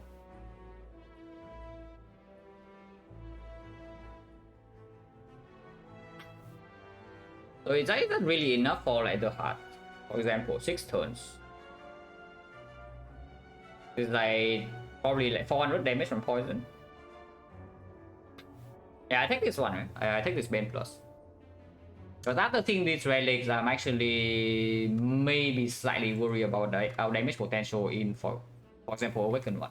And our block scaling is still not here yet. We don't have a footwork, we don't have a weak chain. I actually take this. And there's no infinite, we don't have consistent energy source. Our maneuver is like okay, but it's just okay. Oh yeah, thanks. So that's exactly what I asked for, guys. Drink 2 potions here, so let's do that.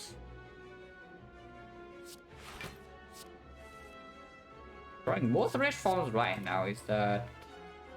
And no violet flags. But yeah, okay, we got it. And it's this order, yeah, because we can always play Envenom plus 1 red form with a Nunchaku. So I want to roll, I want to have a higher chance of like being able to play all 3.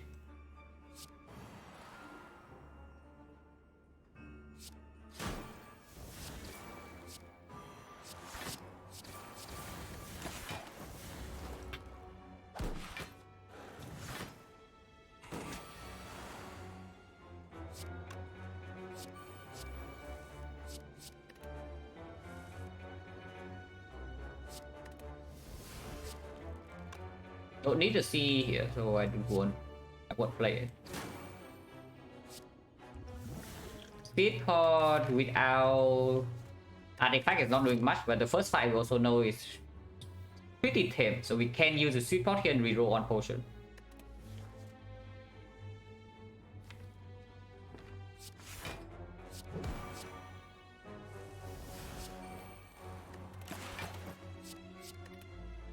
I mean, we have the Essence of Steel, so we cannot take damage, so we just try to sub Relic Steel.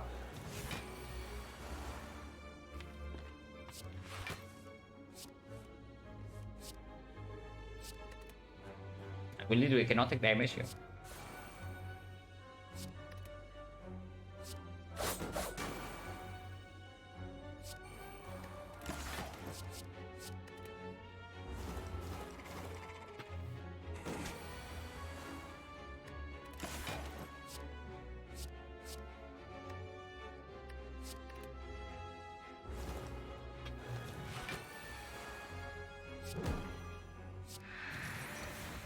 Play on more attack next turn. The Bane just kills. And we have one again 2-9.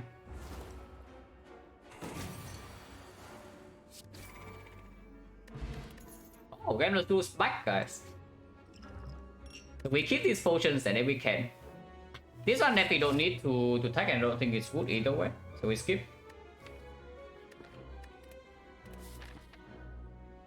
Okay, so we actually don't really want to use any potion in the boss gauntlet if possible, yeah. So here I can top with Strike, or I can upgrade the Cow Gamble. Honestly, looking at the how the fights have been going, I think upgrading Gamble is just stronger token, and then we can top Act-4. Upgrading Gamble is also like way more damage than token in a fight that we need to pop Red Form early. Because now we actually have something to redraw back into like Sneaky Strike plus with the Strike Dummy and maybe Bane plus with Envenom. That's very good. And with retain 3, we have a big hand for Gamble like always after first half of the cycle. It's good though. Yeah, footwork is very, very nice. Like this make hand spell and then draw. That's good.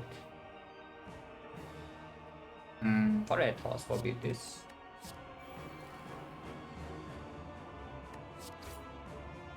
Taking some damage here is fine. Not too much though, because we cannot actually refill HP with only top 2 unless I sacrifice a strong potion. But we are only taking like 9 this turn, and afterwards maybe Red Form can be played. I don't want to play Red Form too early, at least before I see the Envenom.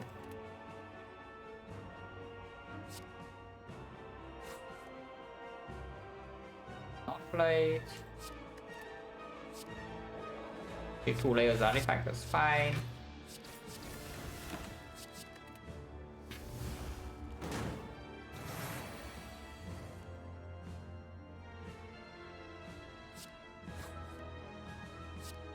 Now, if I don't use it now, I'm taking 10. But I have to retain 3 with the Cow Gamble in hand 6 turns. Should be enough. Should be enough. Like it's already at 200. So let's play it.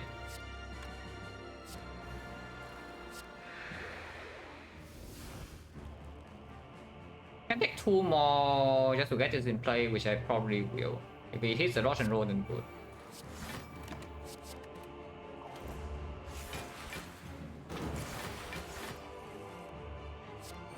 Venom is very good. Gamble now, or just Fishing will outmaneuver Exhaust and retain 3 and go in next turn. Next turn is fine.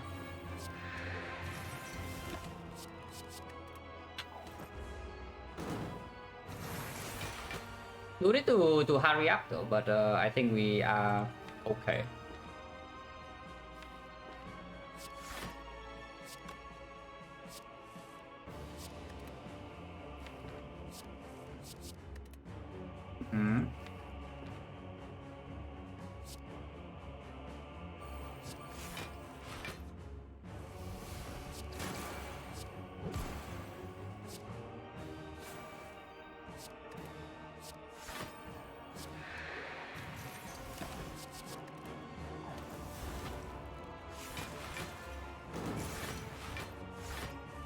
So like 3 more turns. Actually, it's like 2.5 more turns, but should be not that bad.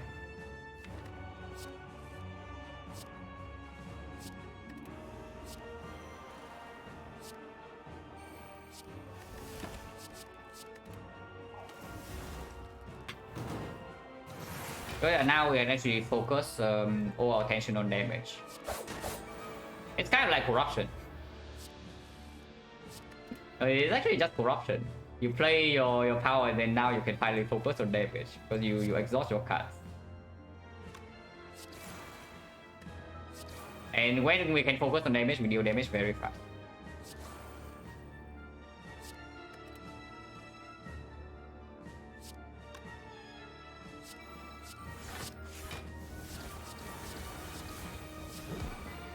Now, slightly unfortunate is that our relics are probably going to be messed up. There's not much to do there, but it's fine. Last turn intangible, next turn they die. So everything's perfect. It's 1-9 then. And we still have enough dexterity to block this 2.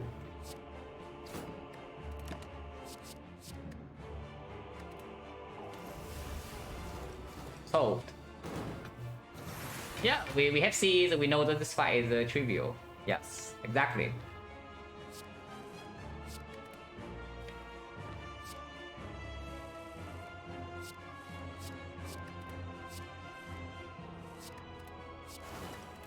And now the uppercuts will be strong, like at this point, but that's the thing. We need to play red forms and whatever, and the uppercuts is only giving us a lot of block on like turn 5 or 6 or so. Probably the easier fight, which I don't say very often, between the two. See, time it and we say it's probably the easier fight.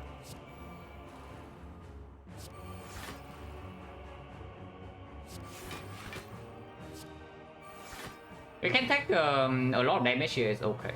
We don't have full HP into the next act, but we only talk the... Maybe I still need to use Gambler's Blue and Spear and Shield, for example. Then we can roll another potion. If we don't take any damage, then better. But with this turn 1 opener and it's not the Violet Flame first, it's probably pretty likely that we're taking a big hit next turn. And Panda, thank you very much for the prize on the 16 months. And yeah, we can only retain 1 will, unfortunately.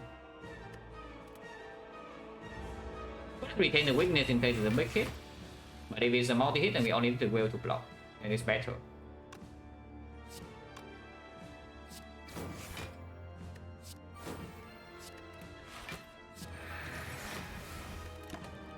Red form is definitely not held yet. I would probably say the whole is bent, if anything.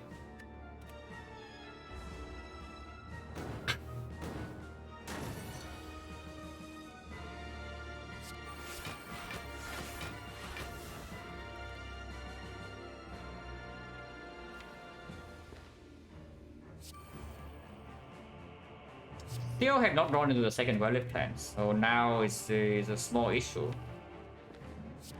Because now we also get debuffed by draw down. So yeah, it's annoying. We have not dealt any damage yet, but this guy still at full HP. Because we bottom deck our damage and don't have the second Violet Plan in play yet. But there is no way this is the spot for the Gambler's Brew. If anything, it's before when we are about to die. At the moment, still no risk. And only retain 1 is pretty sucky in this spot because now we cannot even... We are missing out so much damage here by not holding these cards. But it still needs to be aggro health.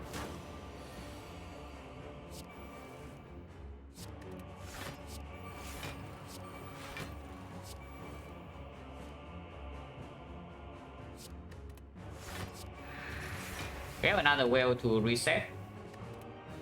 But we might also just pop red form before that.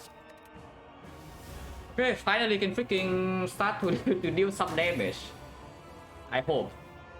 That we can actually start to dealing some damage right now. So I'm pretty happy to have a Bane first in my deck at least.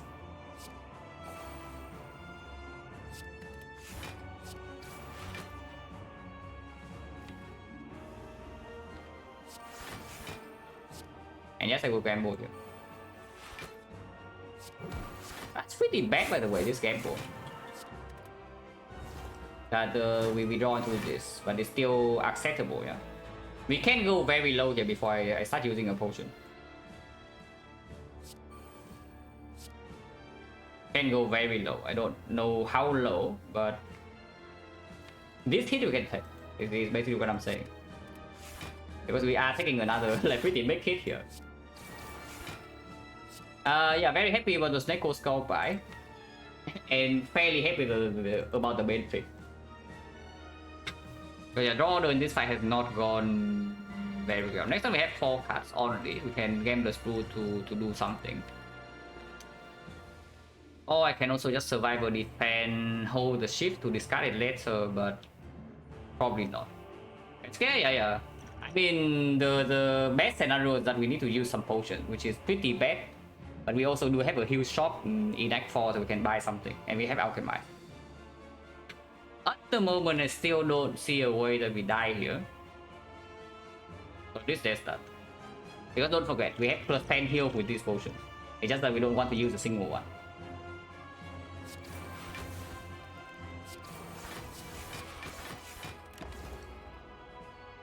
The draw really has not worked out in this fight. So this is the first scary spot where you say, is this the red form moment? Because if we do not play red form here, we don't die. But we go extremely low. How low do we go? He goes to 7 times 3, we block for like 11. 9 times 3, we block 11, we take 16, go to 7. It's still better than playing red form immediately, in case he debuffs next turn. If he attacks again next turn, we cannot block, then we play red form then. But at least we buy ourselves 1 turn. Because honestly, HP difference if we are going to like single digit or if we are at 20, it doesn't matter. After red form runs out, exactly better to go though. After red form runs out, we have no dexterity and we don't have a weak chain, we don't have piercing wheel. We are going to die to the first attack. So yeah, better go to low HP. And just take the hit to the face. Also deal the bit more damage to the Venom Snake Skull. Also, yeah, pretty happy about the second Violet Plan split at least. Because if we you see right here like how wrong things can go if we do not draw our Violet Plans early, yeah. Even with, I don't even know, like 20 draws on like turn 1 plus turn 2. When we bottom deck and Venom bottom deck Violet Plans and we cannot play red form early, like these things happen. So next time he attacks again, we will need to red form, but that's fine. Okay, red form it is then. So red form backstab, and next turn we have the burst backflip.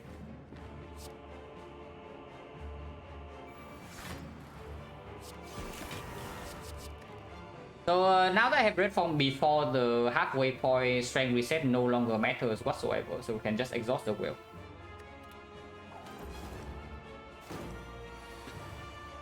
He's trying to waste our time with debuff, but it's fine because we can probably split him this turn, I hope.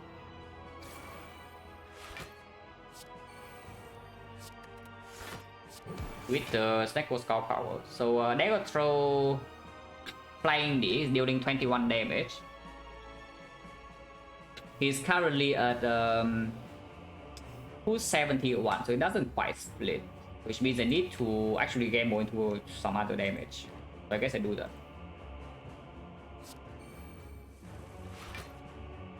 That's not quite damage, which is pretty bad actually, because now we waste 1 turn of intangible.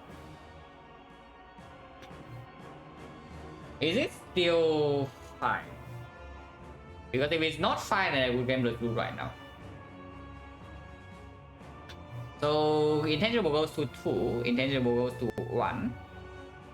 Yeah, intangible goes to 1 next turn, we are fine. Turn after he splits, and then we still have 3-4 turns. Yeah, actually it makes no difference, right? Because the red form runs out during the turn where he's healing anyway. So it doesn't actually make a difference. Turn, yeah, exactly. We still have it. So but I do need to play this Clover Dagger. over double slap. Yeah, I do need to play this Cloud Dagger to guarantee that it will split on the correct turn. So let's do that. Cloud Dagger dealing, he goes to 28 poison. So 28, 27 is 55. 55 is exactly enough plus the shift damage. So that's good.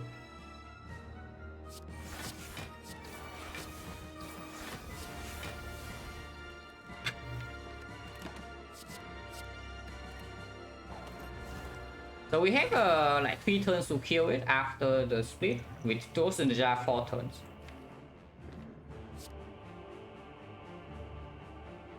It's already split, yeah, so we just exhaust slams here. Play one more card to save HP, or save the card play in order to slam next turn. Or we can also just defend Bane. But I want to have Bane in my hand.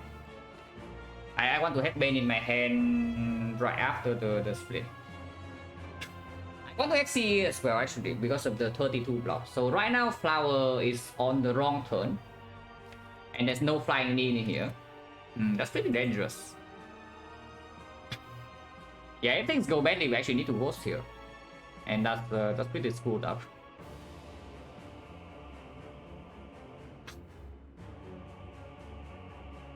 Is there a chance to die now actually? Maybe, right? If the pattern is immediately after healing he debuffs. Yeah, immediately after healing he starts to debuff and then 2 turns after he debuffs again. Basically he just slows down our damage. There is a small chance that I can die. So I cannot use the Gambler's Brew yet. Because if the attack pattern is bad, I need to be able to draw into like Burst CE. And then go to the jar buys me enough time for the poison to kill. Essentially what I'm saying is that I should take 1 damage here. Or not. Actually maybe not. Like Bane defend and next turn I get to play some aggro stuff. And exhaust like the 3 slams in my deck. Maybe the 2 slam and then I can game the screw and then play Alchemize again.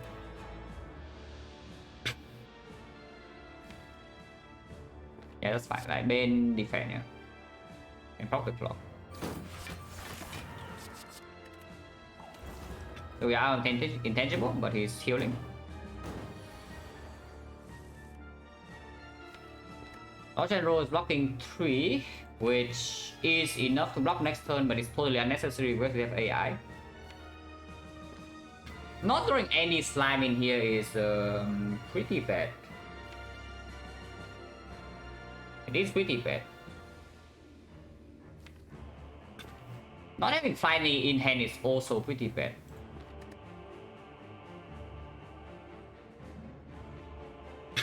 Is there an argument to Gambler's Brew right now? Or is that stupid? Maybe I just do it next turn. There is an argument to play 2 attacks for sure though. To maybe have Nunchaku for next turn.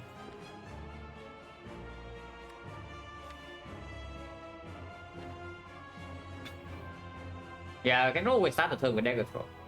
Always start the turn with Dagger Throw. Acro is fine.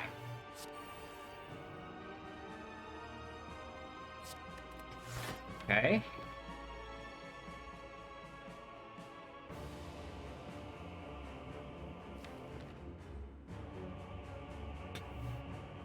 Calvin starts being tough. Yeah, Order was like really bad, so we need to reform early. So our damage is slow and we need to reform early, and now the spot is like pretty dangerous.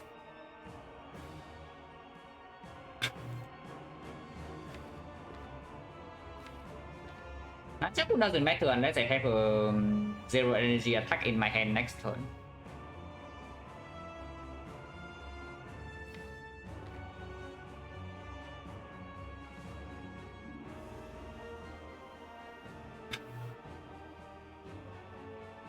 Probably not, right? You know, to force 5 energy next turn. If I spend too much resources to force 5 energy next turn, if he starts to debuff, then I'm just wasting Gambler's Brew. I'll start drawing into preparation. Yeah, I'm just thinking, do I Gambler's Brew right now and try to force 5 energy next turn or to reform CE or not? But probably cannot be correct.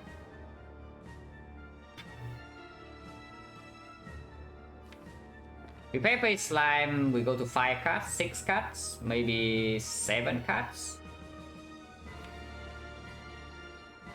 Turn after we play 5 cards, our turn ends. Turn afterwards, last turn intangible, turn after we have to go to Nurture. Mercy is 3 cards, so we need 2 more. Flower on 1, flower on 2. So that's the bad turn. We cannot Mercy into playing 2 cards. I know that I play at least 1 slime, and I don't think I'm playing more attacks.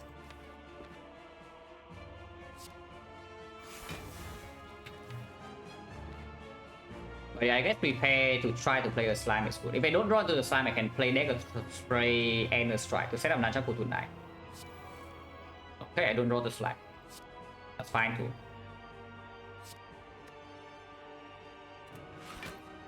So we set up Nunchaku to 9 and keep Sneaky CE red form in hand, yeah?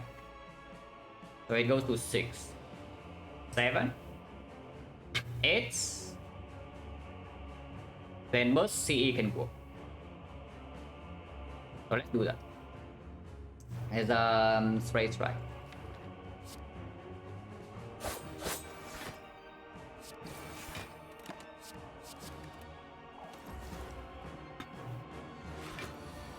Multi-hit, so we are forced to red form. But we have Mercy in hand.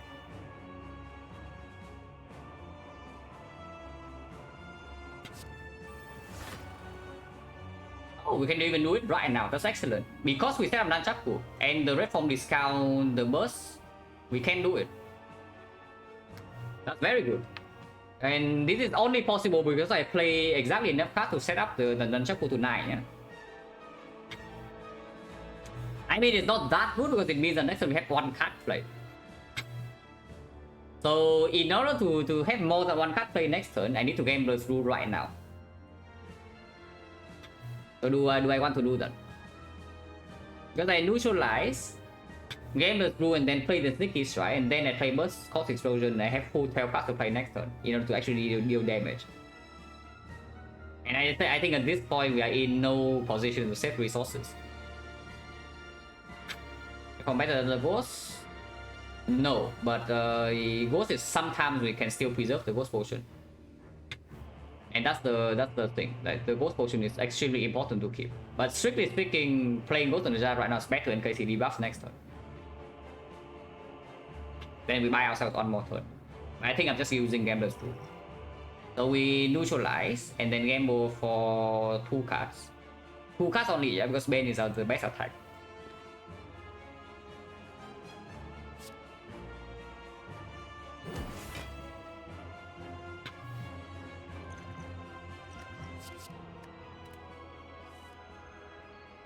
Yeah, Game Boy, of course. So sneaky into Mercy and we hold these 3 cards.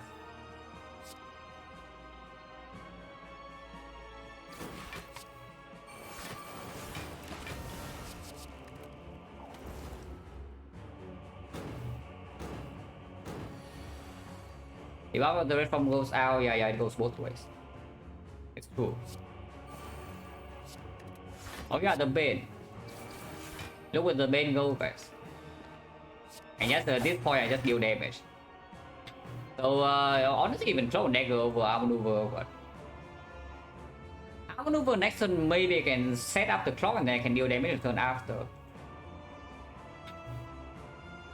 Yeah, outmaneuver now is just good, right? Because we don't have draw down, we have retain 3, so card gamble can always draw into the Acro Plus. If I play the Cloud Dagger, of course I set up 4 more poison immediately. It's only 4 damage, so because the poison is still going to be applied next turn.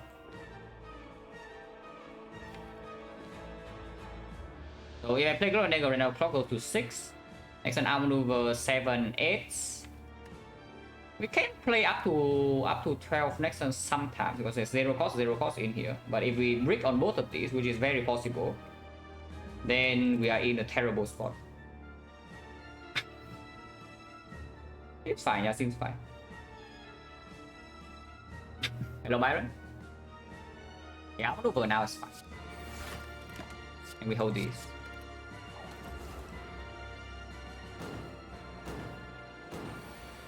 Okay, it's not even doing the debuff. Yeah, it draws down, but we can still deal damage next turn, and we have retain 3.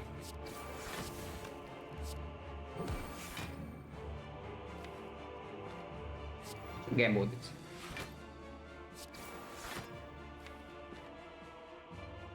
Shuffle this garbage. Nice. We don't do T, so we play the T. And now we kill it next turn. With perfect clock. Retain 3. And we only need to deal 20 damage. Oh yeah, it's even being stupid, so we can set our relics like 4-2.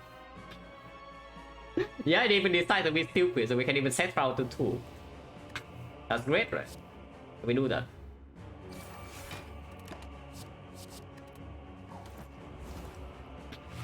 Okay, Owl is, yes, Owl is still here. That's like, it decides to be stupid, so we let it be stupid. Okay, pretty good then. Like, not, of course, not the best outcome, considering that it could have gone with ours using any potion, but not the worst.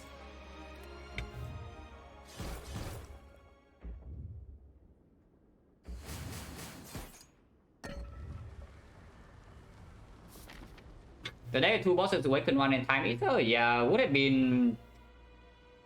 I would have needed to upgrade Neutralize for sure. If I see Awaken 1 or Time Eater first fight, then I definitely would have upgraded Neutralize over the Gamble.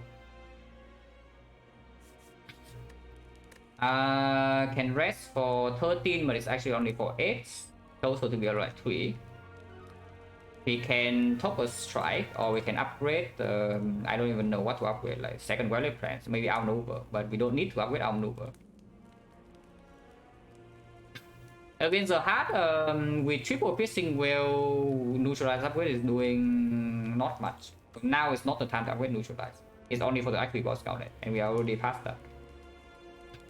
Probably just top rank. Token defense is better than token strike in this spot. We just talk about freaking defense. Because now is the time that red form is just play on side, basically. And we still don't have any dexterity to scale this. So let's talk about defense. And yes, defense is basically the same as the parasite, just that one of them lose me 3 max HP. Not that 3 max HP matters so much. But, what if there's a waffle in the shop and there's nothing else and we buy the waffle? I mean, without weaken, yeah, without weaken and we bottom deck our stuff.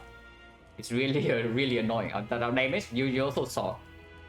On like turn 4 of that fight, we have dealt 0 damage. Was gonna go for an act 1? Maybe days. I already forgot. But Pantograph, yeah, save field. That's all defense.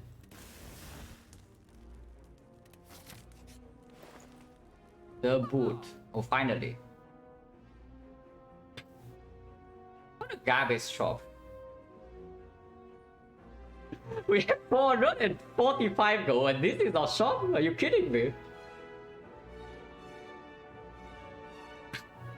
Really though? No, I see no relics, no potions, no cards. Regeneration is good? Yeah, after I remove a defense, I mean it's still fine, but whatever. How is Terror? Still reasonably okay. Yeah, Terror is still one card that deals probably even without deck, it's probably dealing like maybe 100 damage to the heart. It's not so bad. Bane number 2. Yeah, before I take Bane number 2, I take Terror for sure. And honestly, this is better than Bane number 2. This is better than Bane number 2. I don't really know whether I'm actually taking that though. We have retained 3 and the Envenom Snake Ghost Scout, so the flashette is much stronger than usual. Okay, I know that I take Sling now, so let's take the Sling.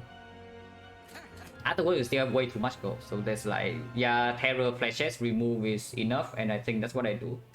Enlightenment, not too interested. It's only on red forms, and red forms refunded by the hand anyway. And after we play red form, we don't want to draw into Enlightenment whatsoever. It gives some energy with Sneaky Strike.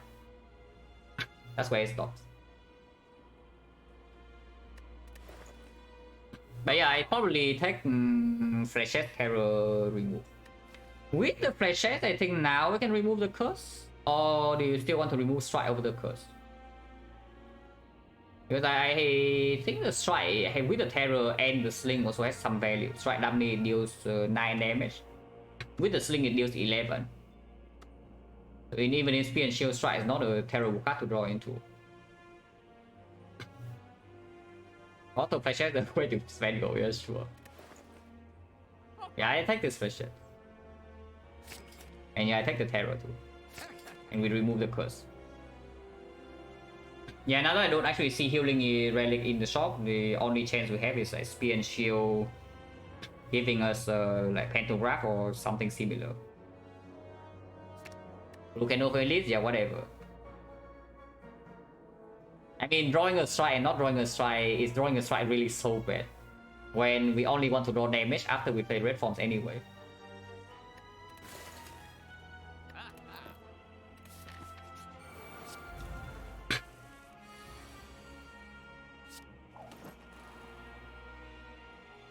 I mean, this in hand is good, but no being attacked on turn 1 and no red form in hand is like still slightly spooky. At least you can wheel this guy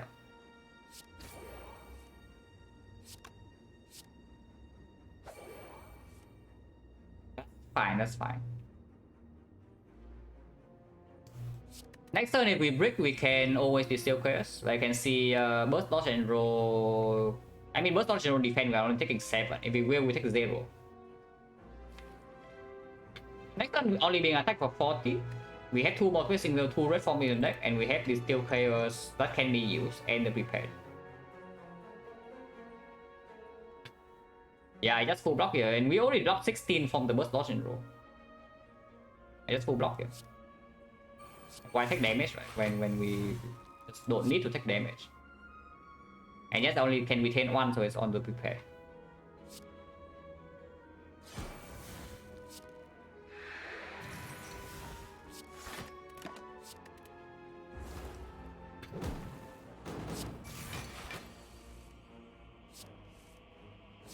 Finally breaking. This still curse time. If we play red form right now, no problem. If we play the game board right now, I want to have a big hand. If we play CE, we still have the CE effect no matter where it lands. Worst come to worst, we take 14 this turn. So, not so bad. Yeah, game board is here. Arrow lands on the right target. The game board this. And yeah, play red form, so fight is over. And we even get to heal, and now we get to play Alchemize. And we enter the hard fight with basically full resources.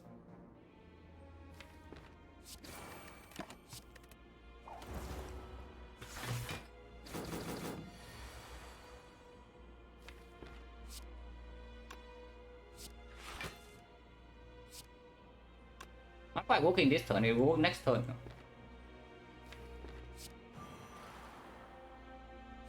Justice.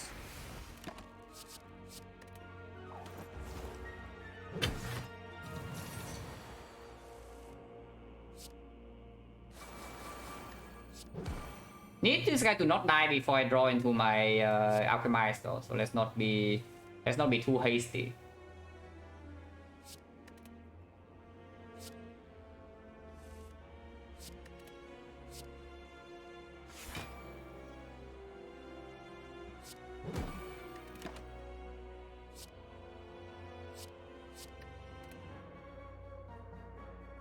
Honestly, you should probably hold this.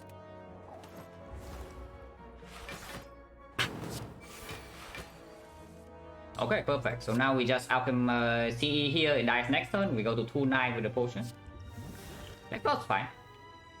Maybe the expert can allow me to delay the Ghost in the Jar sometimes.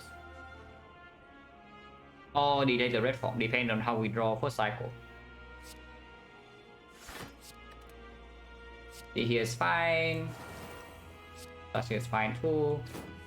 I think we play one attack, they are both dead. Oh, perfect. No resources used. And we gain HP.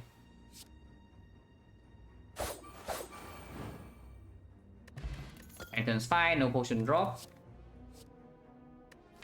Oh yeah, interesting drop at the last moment here. We pick it, but sure.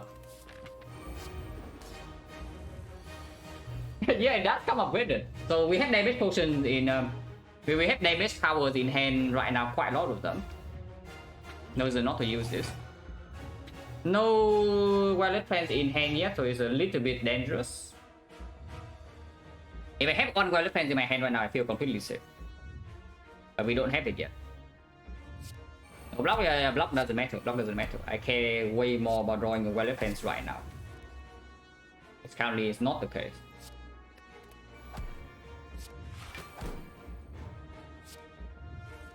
Okay, we have no Violet Plants turn 1. So that's slightly spooky. But there's another wheel. We still have 55 HP, so there's no way, and I am willing to go first cycle. So there's no way I play the red form immediately. Basically the conclusion. We have 3 energy, so we have Bane, Flashette, and Flashette is better than Strike with Venom. I just discard red form and then keep 2 wheels. Taking quite a bit of damage, but we trade this damage. We deal damage to the heart. Yes, we take this bit of damage. 16 poison, 100 damage turn 1. Yeah, it would be nice. No kidding. Ghost in the Jar time probably. Unless you tell me it's actually red form time. Because if I red thing right now is completely fine still, yeah. Because if I red right now, I also have next turn cover, first of all, without even having to draw into piercing wheel. And second next cycle, we still have 3 piercing wheels, so we can fully block multi-hit pretty easily. And the big hit, maybe some weakness, maybe we can Ghost in the Jar on big hit if we say that it's impossible to block. Not playing this red form here is throwing, because if I Ghost right now, and next turn I actually have to take 45 damage with no block draw, which is very possible here. We actually can die to beat the death afterwards. So let's play red form. Okay. Count C is fine, we apply like a bunch more damage. I would have brick. And yes, this is definitely worth trading because we are only losing 1. This is probably not though, so I just play knee defense.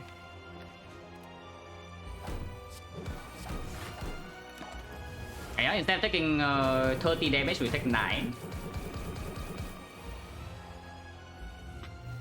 Okay, finally drawn to a freaking Violet Plants. Cloud Dagger is to strip 2 layers artifact next turn, so it's very important that we have this card in our hand. Ideally I draw to Violet Plants right now, but I don't. Is it so important? What if I just gamble now?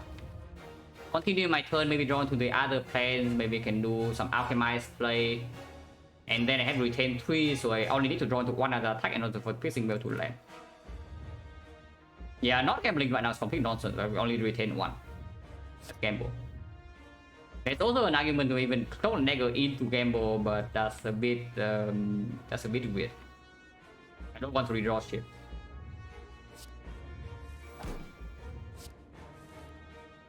Right, that's fine.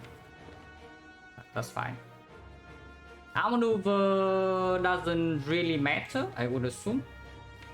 We already have full block against the multi-hit, yeah. We burst piercing wheel, like we do quick slash strip on level and then burst piercing wheel full block multi-hit. So just discard outmaneuver, play Violet Plants, play alchemize and hold the other.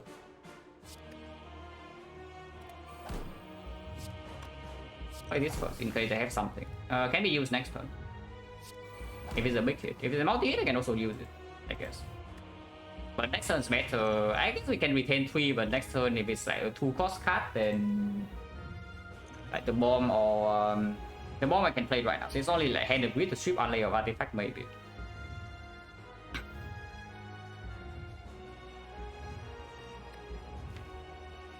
Yeah, how many hits is it so bad to open now?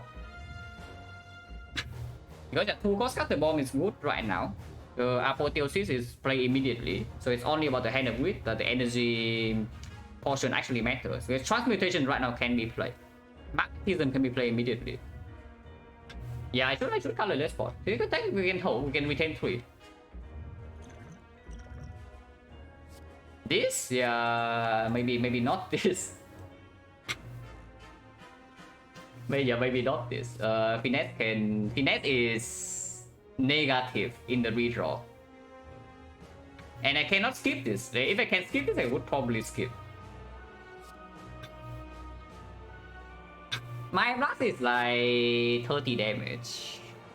25 or something. So 2 energy, deal like 37. And I mean, we already have advanced for next turn, so it's like just not very good. Yeah. Finesse is just a negative card to draw into though. Skip, yeah, you cannot skip color spot. For next turn, yeah, okay, sure. Yeah, 2 cost card. I mean, meta right now, there's also still no risk for the next cycle. I can always ghost the Beacon and then piercing with the multi-hit. It is a bunch of damage, it just slows down my redraw into the red form. But I had retained 3.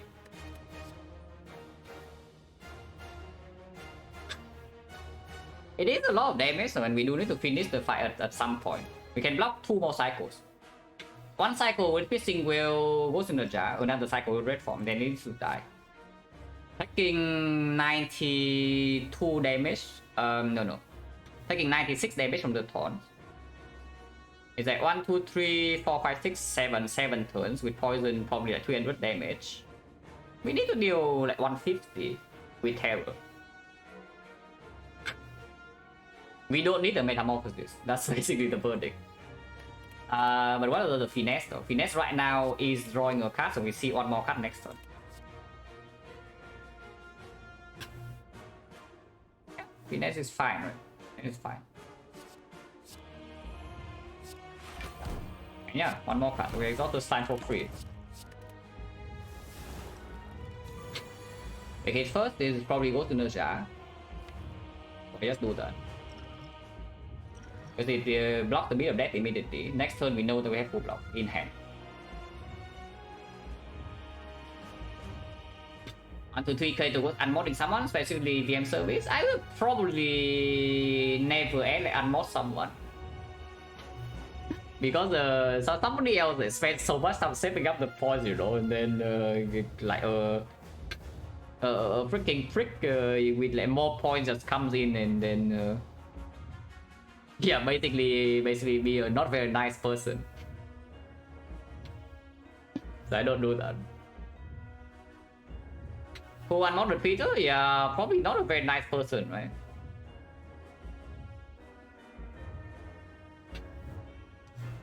Let's just attack, like quick slash flying knee. I don't want to block with the death this turn. I mean, I don't need to. Let's just spend our energy on damage.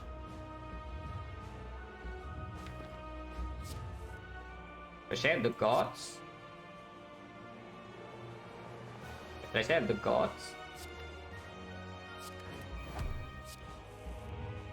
Okay, not that big, but it could be worse. I don't play D, I guess. Not too bad though, not too bad. Yeah, not too bad, right? Okay, this should be pretty chilling. Should be chilling. Like we have dealt enough damage. So now we just will this turn, red form next cycle, and then fight's over.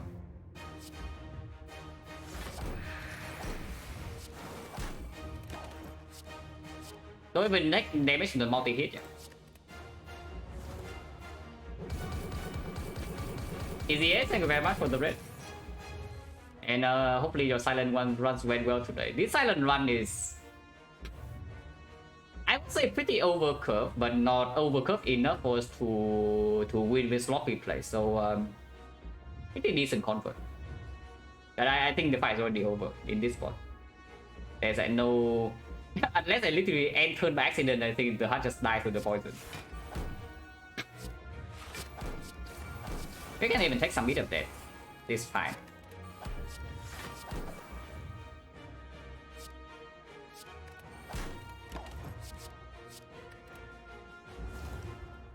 So here next turn, the real answer is that it doesn't matter.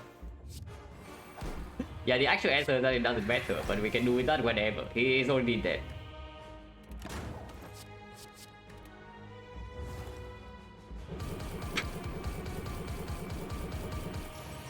Oh yeah, he's already dead. Flechette of the gods. Dead flechettes.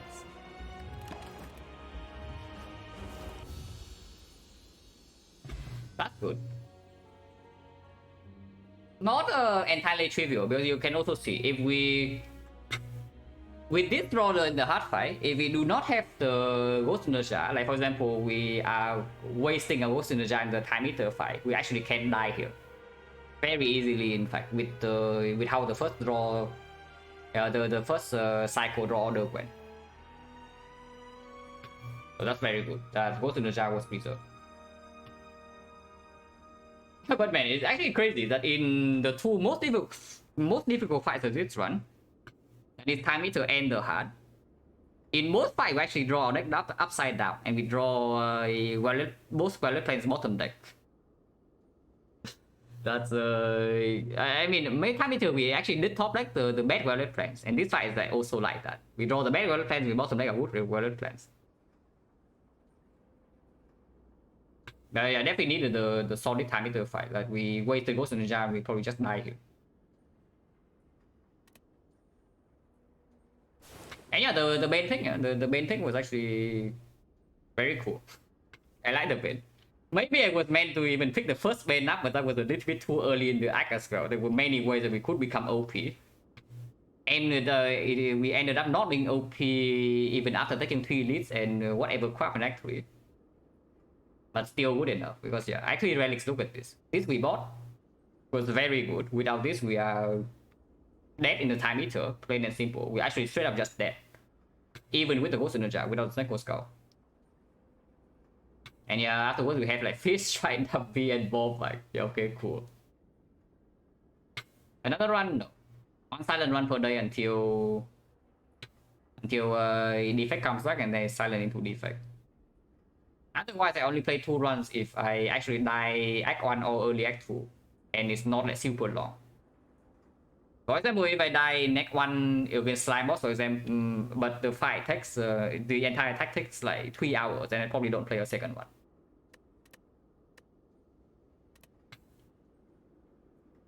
Sorry, definitely still not extremely difficult, but not as easy as the last one.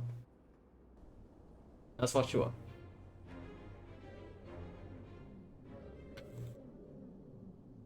And it actually started like from right here, you know? Like, just look at this. I mean, nowadays this pick is pretty clear. But if you actually pick the red form over Alchemize here, you are in trouble. I know that your deck will have 3 red forms in it, but you will still be in pretty big trouble because your damage is non-existent. And besides the red form, you cannot block, so every single fight where you face a remote threat, you need to pop red form right away.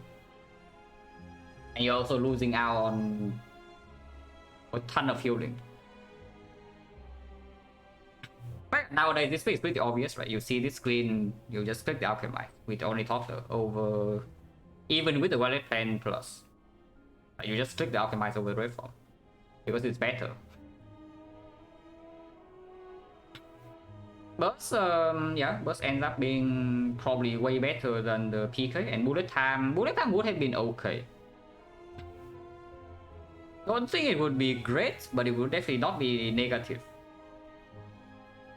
But Burst definitely outperforms PK for sure. Don't know whether Burst outperforms the Bullet Time or not. Then to overcome, early game is pretty chill though. Like we are not threatened at all in early game. At least in Act 2. Like Act 2 you see, we take Burning Elite right here. Force Burning Elite into another Elite, but we stay at full HP the entire act because we have like Alchemize on the top though. Yeah, apparently being able to use 2 potions in whatever fight you choose to is quite good. So Act 2 we are definitely overcurved right here. It's just that we do fall a little bit behind in Act 3 when the card rewards ended up not being like that good, and the relics we got were not giving us anything. So we did fall a little bit behind here, as you can see. Otherwise, we would not. Otherwise, we would just win this fight like super easily instead of having to use the potion and still almost use the Ghost Energy sometimes. But yeah, the moment we get to preserve our ghost, Act 4 and this fight went clean. Act 4 basically is solved. I don't think with Ghost Energy there was any chance to die in this run, to die into the hard fight, except insanely bad misplays. So this is the turning point, the one that we preserve Ghost Energy right here. That's about it. And yeah, of course that's this pick. Most I like this one pretty obvious as well. Kurski definitely over Wristblade, Tiny House, where basically skips. And Astrolabe over Crown is clear. Kai would actually end up playing because we apparently see some acros. So Kai would actually play here, but I don't miss the strikes we transform either. Still better than hard. Yeah, if we use Ghost Energy in here, then it's different though, but we don't. Because if we don't use Ghost Energy here, we are actually dead without draw order. Yeah, send you guys somewhere. Pretty solid. Just gradually get like slightly more difficult runs like day by day, and eventually we get back into shape.